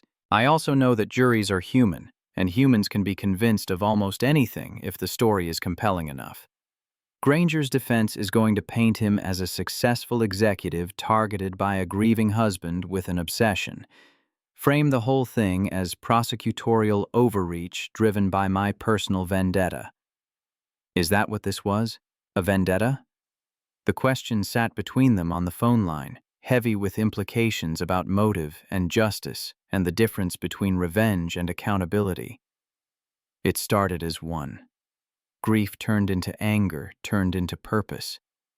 But somewhere along the way, it became about more than Denise. About Keisha Williams and Jamal Thompson and all the people Granger destroyed because the system let him. If that's a vendetta, I'll wear the label. Marcus, you're allowed to want justice for your wife without it being noble or systemic. It's okay to just be angry that someone took her from you. After she hung up, Marcus sat with that permission, turning it over in his mind. For 9 years, he'd framed his hunt in terms of pattern and precedent, multiple victims and institutional failure. It had been easier to carry that way, to make his pain about something larger than one man's grief. But the truth, sharp and uncomfortable, was that he would have hunted Granger just as relentlessly if Denise had been the only victim. The other cases mattered, but they weren't why he'd taken a janitor job and worked night shifts and missed Zoe's childhood. That had all been for Denise. Selfish and singular, and exactly the kind of obsession that defense attorneys would use to paint him as dummy unstable. The trial began in earnest the next morning, with opening statements that felt like theater. Lawyers performing truth for an audience of 12 plus the alternates. Sarah Chen laid out the prosecution's case with methodical precision, building from financial fraud to conspiracy to murder, connecting dots that formed a picture of 3 decades of crime. The evidence will show that Thomas Granger systematically embezzled $186 million from multiple companies over 30 years. When investigators got too close, he framed innocent people, destroying their lives to protect his own wealth. And when FBI Special Agent Denise Cole was 3 weeks away from exposing his crimes, he hired someone to cut her brake lines and stage an accident. The evidence will prove all of this beyond a reasonable doubt. The defense attorney, Martin Kellerman, was everything Sarah Chen wasn't. Theatrical where she was precise, emotional where she was clinical. A performer who understood that trials were won as much on personality as evidence. The prosecution wants you to believe that Thomas Granger is a criminal mastermind who somehow operated undetected for 3 decades. But the real story is simpler and sadder. Marcus Cole lost his wife in a tragic accident 9 years ago. Unable to accept that loss, he constructed an elaborate conspiracy theory and then spent years manufacturing evidence to support it. He took a job under false pretenses, conducted illegal surveillance, and pressured witnesses into providing testimony that fit his preconceived narrative. The prosecution's entire case rests on the unreliable foundation of a grieving husband's obsession. Zoe, sitting in the gallery, had whispered loud enough for the people around them to hear. "That's not true. Daddy didn't make anything up." Marcus had squeezed her hand, grateful for her faith even as he understood that faith wasn't evidence and juries needed more than a daughter's belief to convict. David Chen took the stand on day 2, a mechanic in his 50s who'd carried 9 years of guilt in the slope of his shoulders and the way he couldn't meet anyone's eyes directly. He testified about the night Robert Linsky had paid him $5,000 to cut the brake lines on a blue Honda Civic, about the photographs he'd taken as insurance in case anything went wrong, about the text messages that proved Linsky had ordered the tampering. Kellerman had destroyed him on cross-examination, making him admit to accepting money for sabotage, pointing out that his immunity deal gave him every incentive to lie, suggesting that the photographs could have been staged years later to support a false narrative. "Mr. Chen, isn't it true that you only came forward after seeing news coverage that made Thomas Granger look guilty? Isn't it convenient that your sudden attack of conscience came with a promise of immunity?" Chen had wilted under the questioning, his testimony losing credibility with each defensive answer. By the time he left the stand, Marcus could see several jurors looking skeptical, the seed of doubt planted exactly as the defense intended. Sarah Chen had tried to rehabilitate the testimony on redirect, but the damage was done. Reasonable doubt had entered the courtroom like smoke, invisible but pervasive. Marcus testified on day 4, after 3 days of financial experts and FBI agents and document authentication specialists who'd established the fraud but couldn't speak to the human cost. He took the stand wearing the same suit he'd worn to the boardroom 9 months ago, the one that split the difference between professional credibility and working-class authenticity. Sarah Chen walked him through his credentials first, establishing expertise in forensic accounting before moving to the personal history that made his testimony both powerful and vulnerable to attack. "Mr. Cole, please tell the jury about your wife, Denise." Marcus had prepared for this question, practiced the answer until it felt smooth. But sitting in the witness box, looking at 12 strangers who would decide whether Denise's death mattered enough to call it murder, the practiced words felt inadequate. Denise Cole was an FBI special agent assigned to the Cleveland field office. She specialized in financial crimes, white-collar fraud, and embezzlement cases. She was 34 when she died, brilliant at her job, and the kind of person who believed that justice mattered even when it was difficult to achieve. What was she investigating in November of 2016? Thomas Granger. He was CFO of Granger Holdings at the time. Denise had built a case showing that he'd embezzled $3.2 million over 4 years, using shell companies to hide the money. She was scheduled to present evidence to a grand jury on December 1st. What happened before she could testify? On November 12th, her car went off Route 7 in Connecticut. The official investigation ruled it an accident caused by brake failure from road debris. Did you believe that conclusion? Marcus met Granger's eyes across the courtroom before answering, holding the gaze until the other man looked away. No. Denise had the car serviced 2 days before she died. The brakes were fine, and the timing was too convenient. 3 weeks before she was set to testify, she dies in a single vehicle accident, and the evidence she'd compiled disappears from FBI servers. I never believed it was an accident.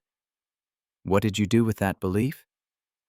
I started my own investigation, tracked Granger's movements over the next 8 years, documented a pattern of fraud and victim framing that matched what Denise had uncovered. When I learned he was CFO at Rothman Financial, I took a job as a janitor to gather evidence from inside the company. Kellerman objected repeatedly during the testimony, trying to exclude anything that suggested premeditation or planning, but Judge Morrison allowed most of it, understanding that motive and credibility were inextricably linked in a case built on circumstantial evidence. The cross-examination began after lunch, Kellerman standing close enough to the witness box to invade Marcus's personal space, a power move designed to intimidate. "Mr. Cole, you've spent 9 years convinced that my client killed your wife, correct?" "I've spent 9 years documenting evidence that proves he ordered her death." "But you can't actually prove that, can you? You have no direct evidence connecting Thomas Granger to the mechanical tampering of your wife's vehicle." "I have a recorded confession where he admits the brake failure worked in 2016. I have financial records showing he paid Robert Linsky $50,000 2 days before Denise died. I have testimony from the mechanic who actually cut the brake lines. The only thing I don't have is video footage of Granger ordering the hit, but conspiracy cases are rarely that tidy." Kellerman smiled, the expression of a lawyer who'd just gotten the answer he wanted. "So you've constructed a theory based on circumstantial evidence and coincidence, spent years building a case to support that theory, and now you're asking this jury to convict my client of murder based on your interpretation of events." "I'm asking the jury to look at the evidence objectively. The server logs that prove fraud, the shell company documents that trace back to Granger, the victims who were framed using identical methods, and yes, the suspicious timing of my wife's death. If they examine all of that and still think it's coincidence, then they'll vote accordingly." "But you're not objective, are you, Mr. Cole? You took a job under false pretenses. You recorded private conversations without consent. You broke into secure areas of Rothman Financial to access confidential files. These aren't the actions of an objective investigator." Marcus had known this attack was coming, had prepared for it with Sarah Chen during their practice sessions, but knowing didn't make it easier to sit there while someone described his 9-year hunt as obsession rather than justice. "I did what was necessary to expose the truth. If that makes me biased, then every detective who ever worked a murder case involving someone they cared about is equally compromised. The evidence speaks for itself regardless of my personal investment in the outcome." "Does it? Or does the evidence look different when viewed through the lens of your grief? When you desperately want someone to blame for a loss you can't accept?" The question hung in the courtroom, and Marcus felt the weight of 9 years pressing down on his shoulders. Every missed bedtime with Zoe, every birthday party he'd skipped to chase leads, every relationship that had withered because he couldn't let go of the hunt. All of it reduced to a defense attorney's suggestion that grief had made him delusional. "I accept that my wife is dead. I've accepted it every morning for 9 years when I wake up and she's not there. What I don't accept is that her death was an accident. And what I won't accept is letting the man who ordered it walk free because admitting the truth is uncomfortable for the system that failed to protect her." The words came out harder than he'd intended, and he saw Sarah Chen wince slightly. Emotion was dangerous on the witness stand, gave the defense ammunition to paint him as unstable. But it was also the truth, raw and unfiltered, and he was tired of packaging his grief in language that made other people comfortable.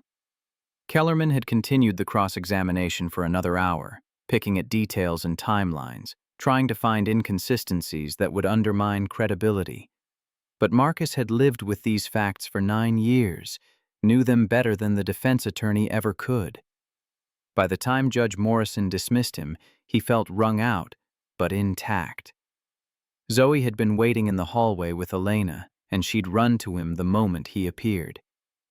"You were good, Daddy. You told the truth." "Truth doesn't always win in court, baby. Sometimes the better story wins instead.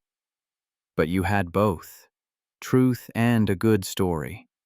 Marcus had hugged her, grateful for the faith of 9-year-olds who hadn't yet learned that the world didn't always reward virtue with victory. The prosecution rested its case the following week after presenting forensic accountants who'd traced every dollar through shell companies, FBI agents who'd documented Granger's pattern of victim framing, and victim testimony from Keisha Williams and Jamal Thompson that had left several jurors visibly moved. The defense case lasted 4 days and consisted primarily of character witnesses who testified that Thomas Granger was a pillar of the community, a generous donor to charity, a man who'd mentored young professionals and volunteered at homeless shelters.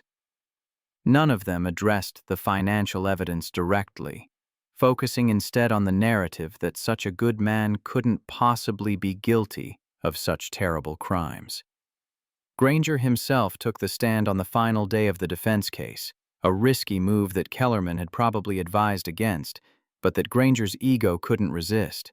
He testified for 6 hours, calmly explaining away each piece of evidence as misinterpretation or coincidence, suggesting that the shell companies were legitimate tax structures and the victim framing was unfortunate timing rather than deliberate action. I've dedicated my career to building companies and creating value. The suggestion that I would destroy innocent lives for financial gain is absurd. These allegations stem from Marcus Cole's understandable but misguided grief. I sympathize with his loss, but his conspiracy theory doesn't become truth just because he spent years believing it. Sarah Chen's cross-examination had been surgical, using Granger's own words against him, highlighting the contradictions between his testimony and the documentary evidence. Mr. Granger, you testified that the shell companies were for legitimate tax purposes. Can you explain why $186 million ended up in your personal accounts in the Bahamas? Those accounts were established for retirement planning. Retirement planning that required hiding the money from your employers and the IRS? The tax structures were complex but legal. Then why did you use Elena Rothman's forged signature to authorize transfers instead of your own? Why create false documentation that made it appear she was embezzling if the transactions were legitimate? Granger had stumbled through answers that satisfied no one, and by the time Chen finished with him, even the sympathetic jurors looked skeptical. Closing arguments happened on a Friday morning 3 weeks after the trial began. Sarah Chen had summarized the evidence with the same methodical precision she'd used throughout the trial, building from document to testimony to conclusion, like a prosecutor who trusted juries to follow logic. The defense wants you to believe that all of this is coincidence, that 8 people just happened to be framed using the identical method, that Marcus Cole spent 9 years fabricating evidence because he couldn't accept his wife's accidental death, that David Chen came forward with photographs and text messages that perfectly corroborate a false narrative, that the server logs showing Thomas Granger accessing Elena Rothman's credentials at 2 in the morning were somehow legitimate corporate business. But coincidence has limits. At some point, the pattern becomes proof. The evidence proves that Thomas Granger is a thief, a fraud, and a man who ordered murder to protect his crimes. Your job is to hold him accountable for all of it. Kellerman's closing had leaned heavily on reasonable doubt, painting the prosecution's case as circumstantial and driven by Marcus's obsession. The prosecution has given you a compelling narrative, but a compelling narrative is not the same as proof beyond a reasonable doubt. Yes, Mr. Granger used shell companies, but that's not illegal. Yes, the timing of Denise Cole's death was suspicious, but suspicion is not proof. Yes, Marcus Cole gathered evidence, but he gathered it through deception and illegal surveillance, methods that taint everything he touched. You are the last barrier between an innocent man and wrongful conviction. The prosecution is asking you to believe their theory despite the holes in their evidence. I'm asking you to demand actual proof, not just coincidence and innuendo. That's what reasonable doubt means. That's what justice requires. The jury had deliberated for 4 days, and each day that passed felt like a year. Marcus had tried to maintain normal routines with Zoe, making breakfast and helping with homework and pretending that his entire world wasn't hanging on the decision of 12 strangers. But the waiting carved out pieces of him, left him hollow and anxious in ways that 9 years of hunting had never achieved. Elena had called every evening, checking in with the kind of concern that came from shared trauma. They'd been through different versions of the same crisis, and the bond that created was strange and necessary. "How are you holding up?" "Terrified that we came this close and it still won't be enough." "It's enough, Marcus. Even if the jury doesn't convict on murder, the fraud charges are ironclad. He's going to prison. But not for killing Denise. That's what matters." "Is it? Or does it matter more that you exposed him, saved 8 people from carrying his crimes, and built a case that even a defense attorney with unlimited resources couldn't fully discredit?" Marcus had thought about that question long into the night, trying to separate what he needed from what qualified as justice. The distinction remained elusive. The verdict came on a Tuesday afternoon, the jury filing back into the courtroom with expressions that gave nothing away. Judge Morrison had asked for the verdict forms, and the foreperson, a woman in her 50s who'd taken careful notes throughout the trial, had handed them over with steady hands. "On count 1, wire fraud, how do you find?" "Guilty." "Count 2, money laundering, how do you find?" "Guilty." The guilty verdicts kept coming, 27 in a row for the financial crimes, each one landing with the weight of validation.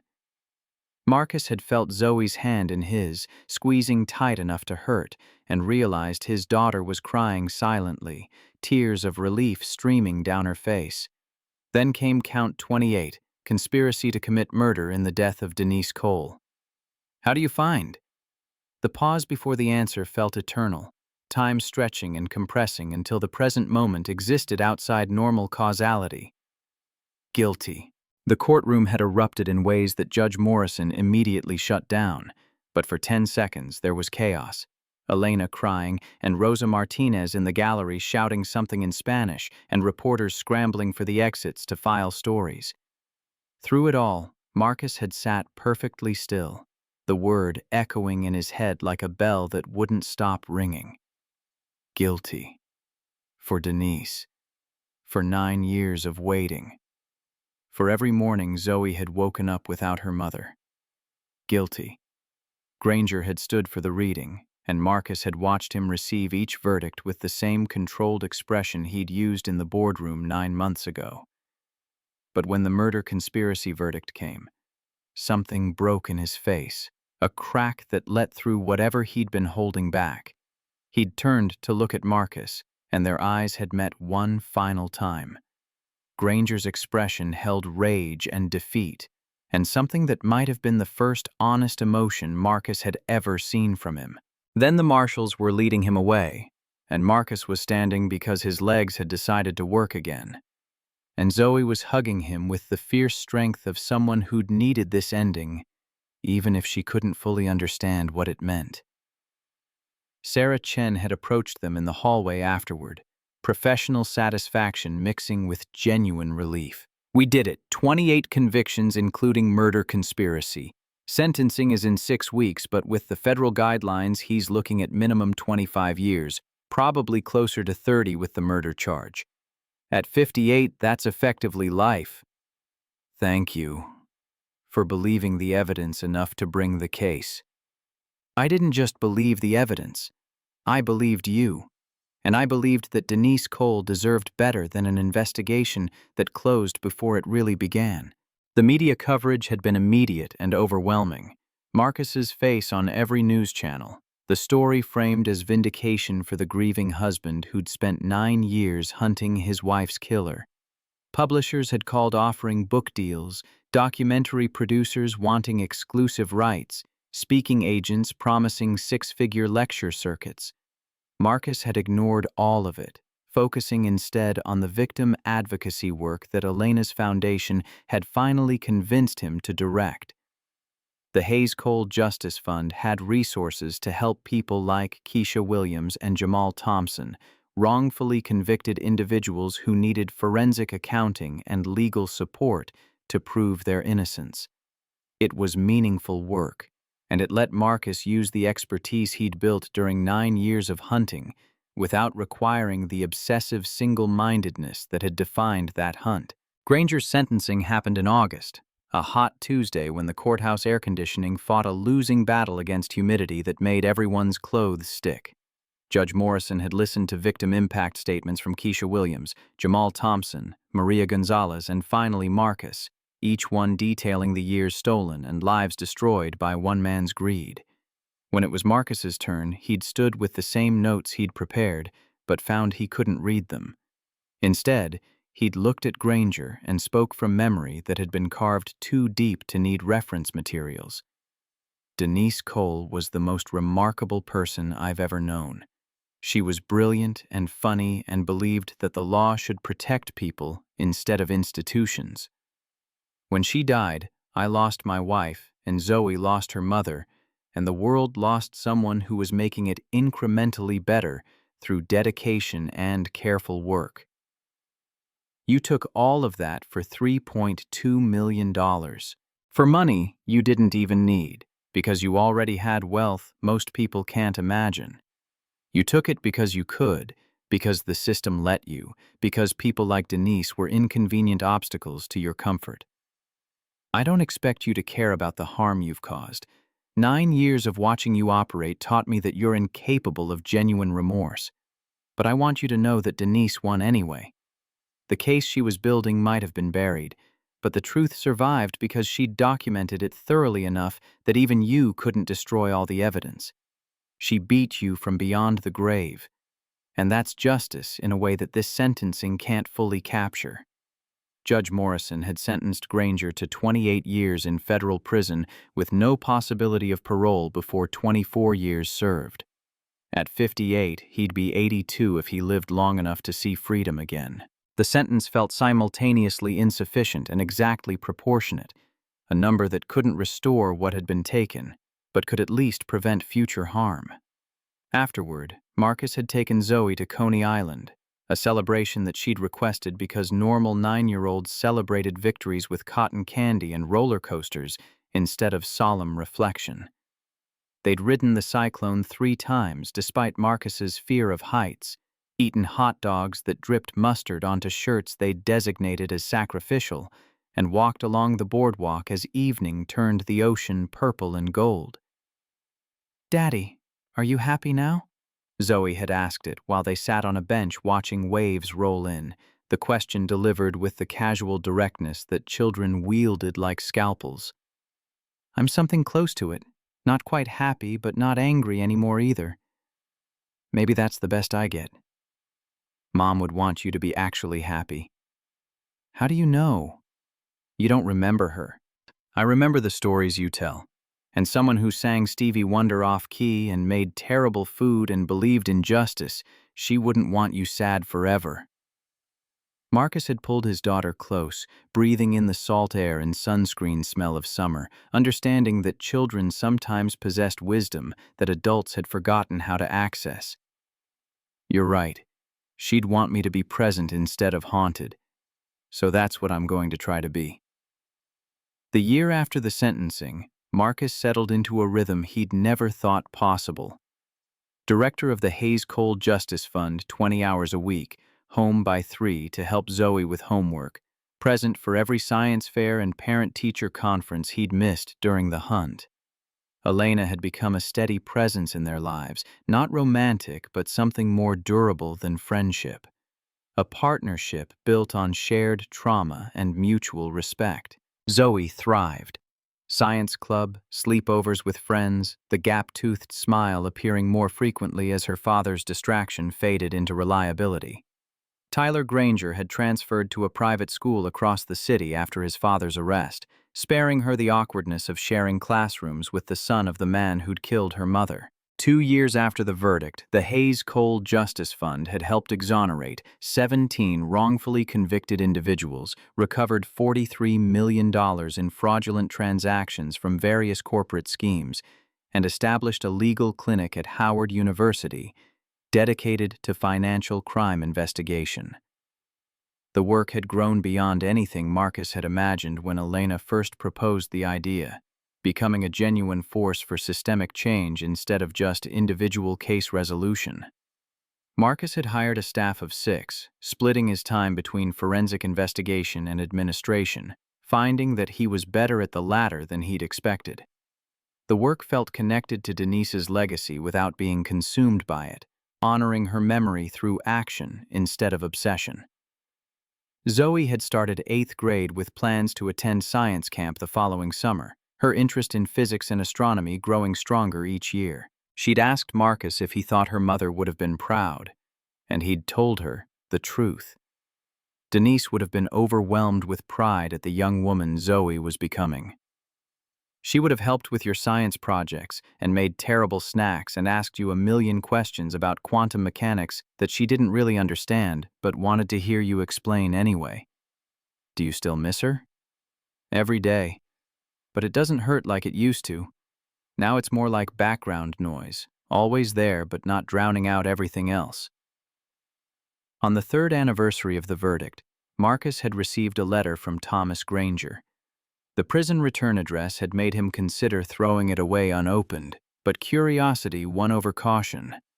Inside, 2 pages of handwriting that had deteriorated from the precise script Marcus remembered. Mr. Cole, I write this not expecting forgiveness or even acknowledgement, but because 3 years in federal prison have given me time to think about accountability in ways my previous life never required. You were right about almost everything. The fraud, the framing, the systematic destruction of innocent lives to protect my own comfort. I did all of it with the kind of casual cruelty that comes from never having to face consequences. But I want you to know that I did not order your wife's death. I hired Robert Linsky to frighten her, to make her back off the investigation. The brake tampering was supposed to be minor, enough to create car trouble and fear, but not to kill. When I learned she'd died, I was horrified. Not horrified enough to turn myself in, clearly, but genuinely devastated by the outcome. This distinction probably doesn't matter to you.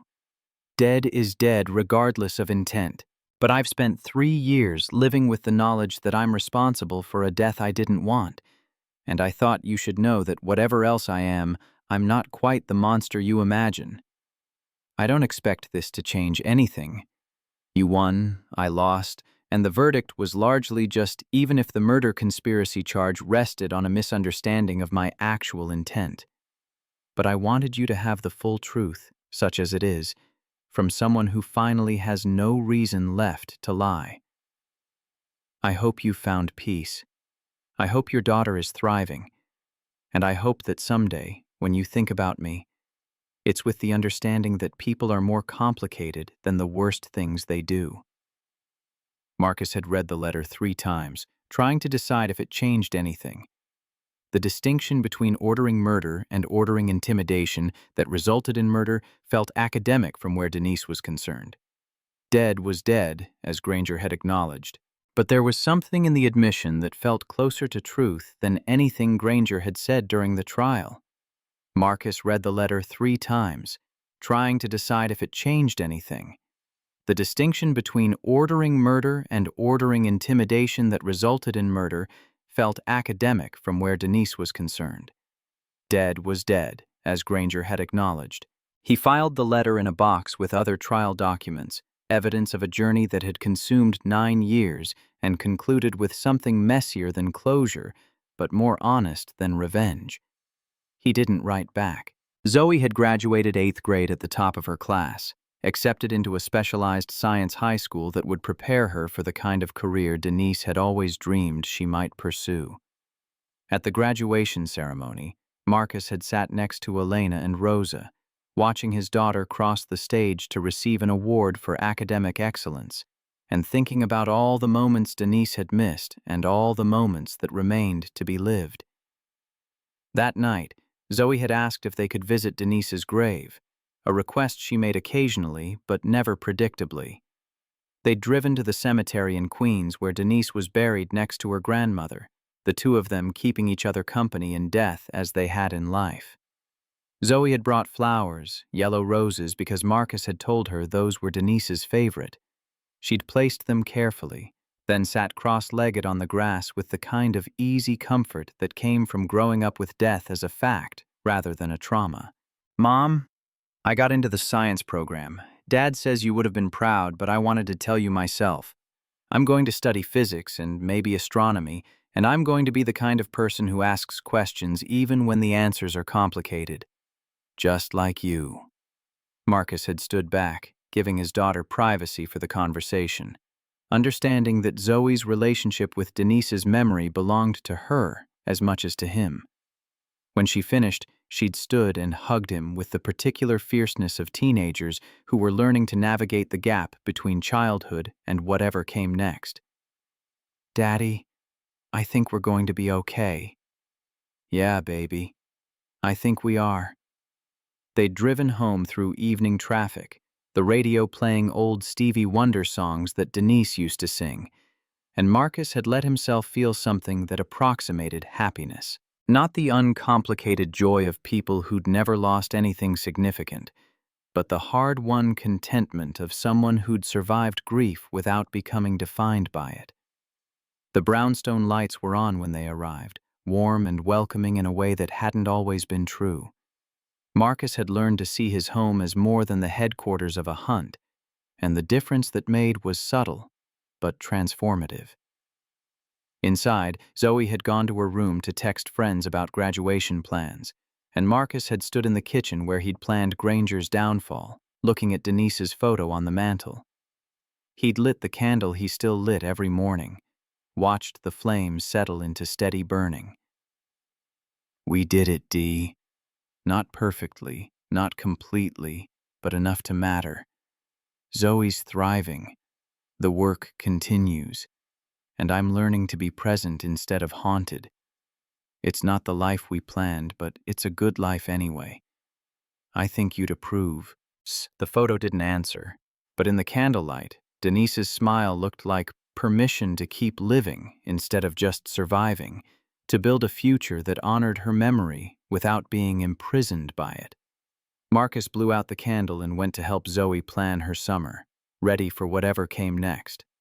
Choosing presence over absence, choosing joy when justice had finally, imperfectly, been served.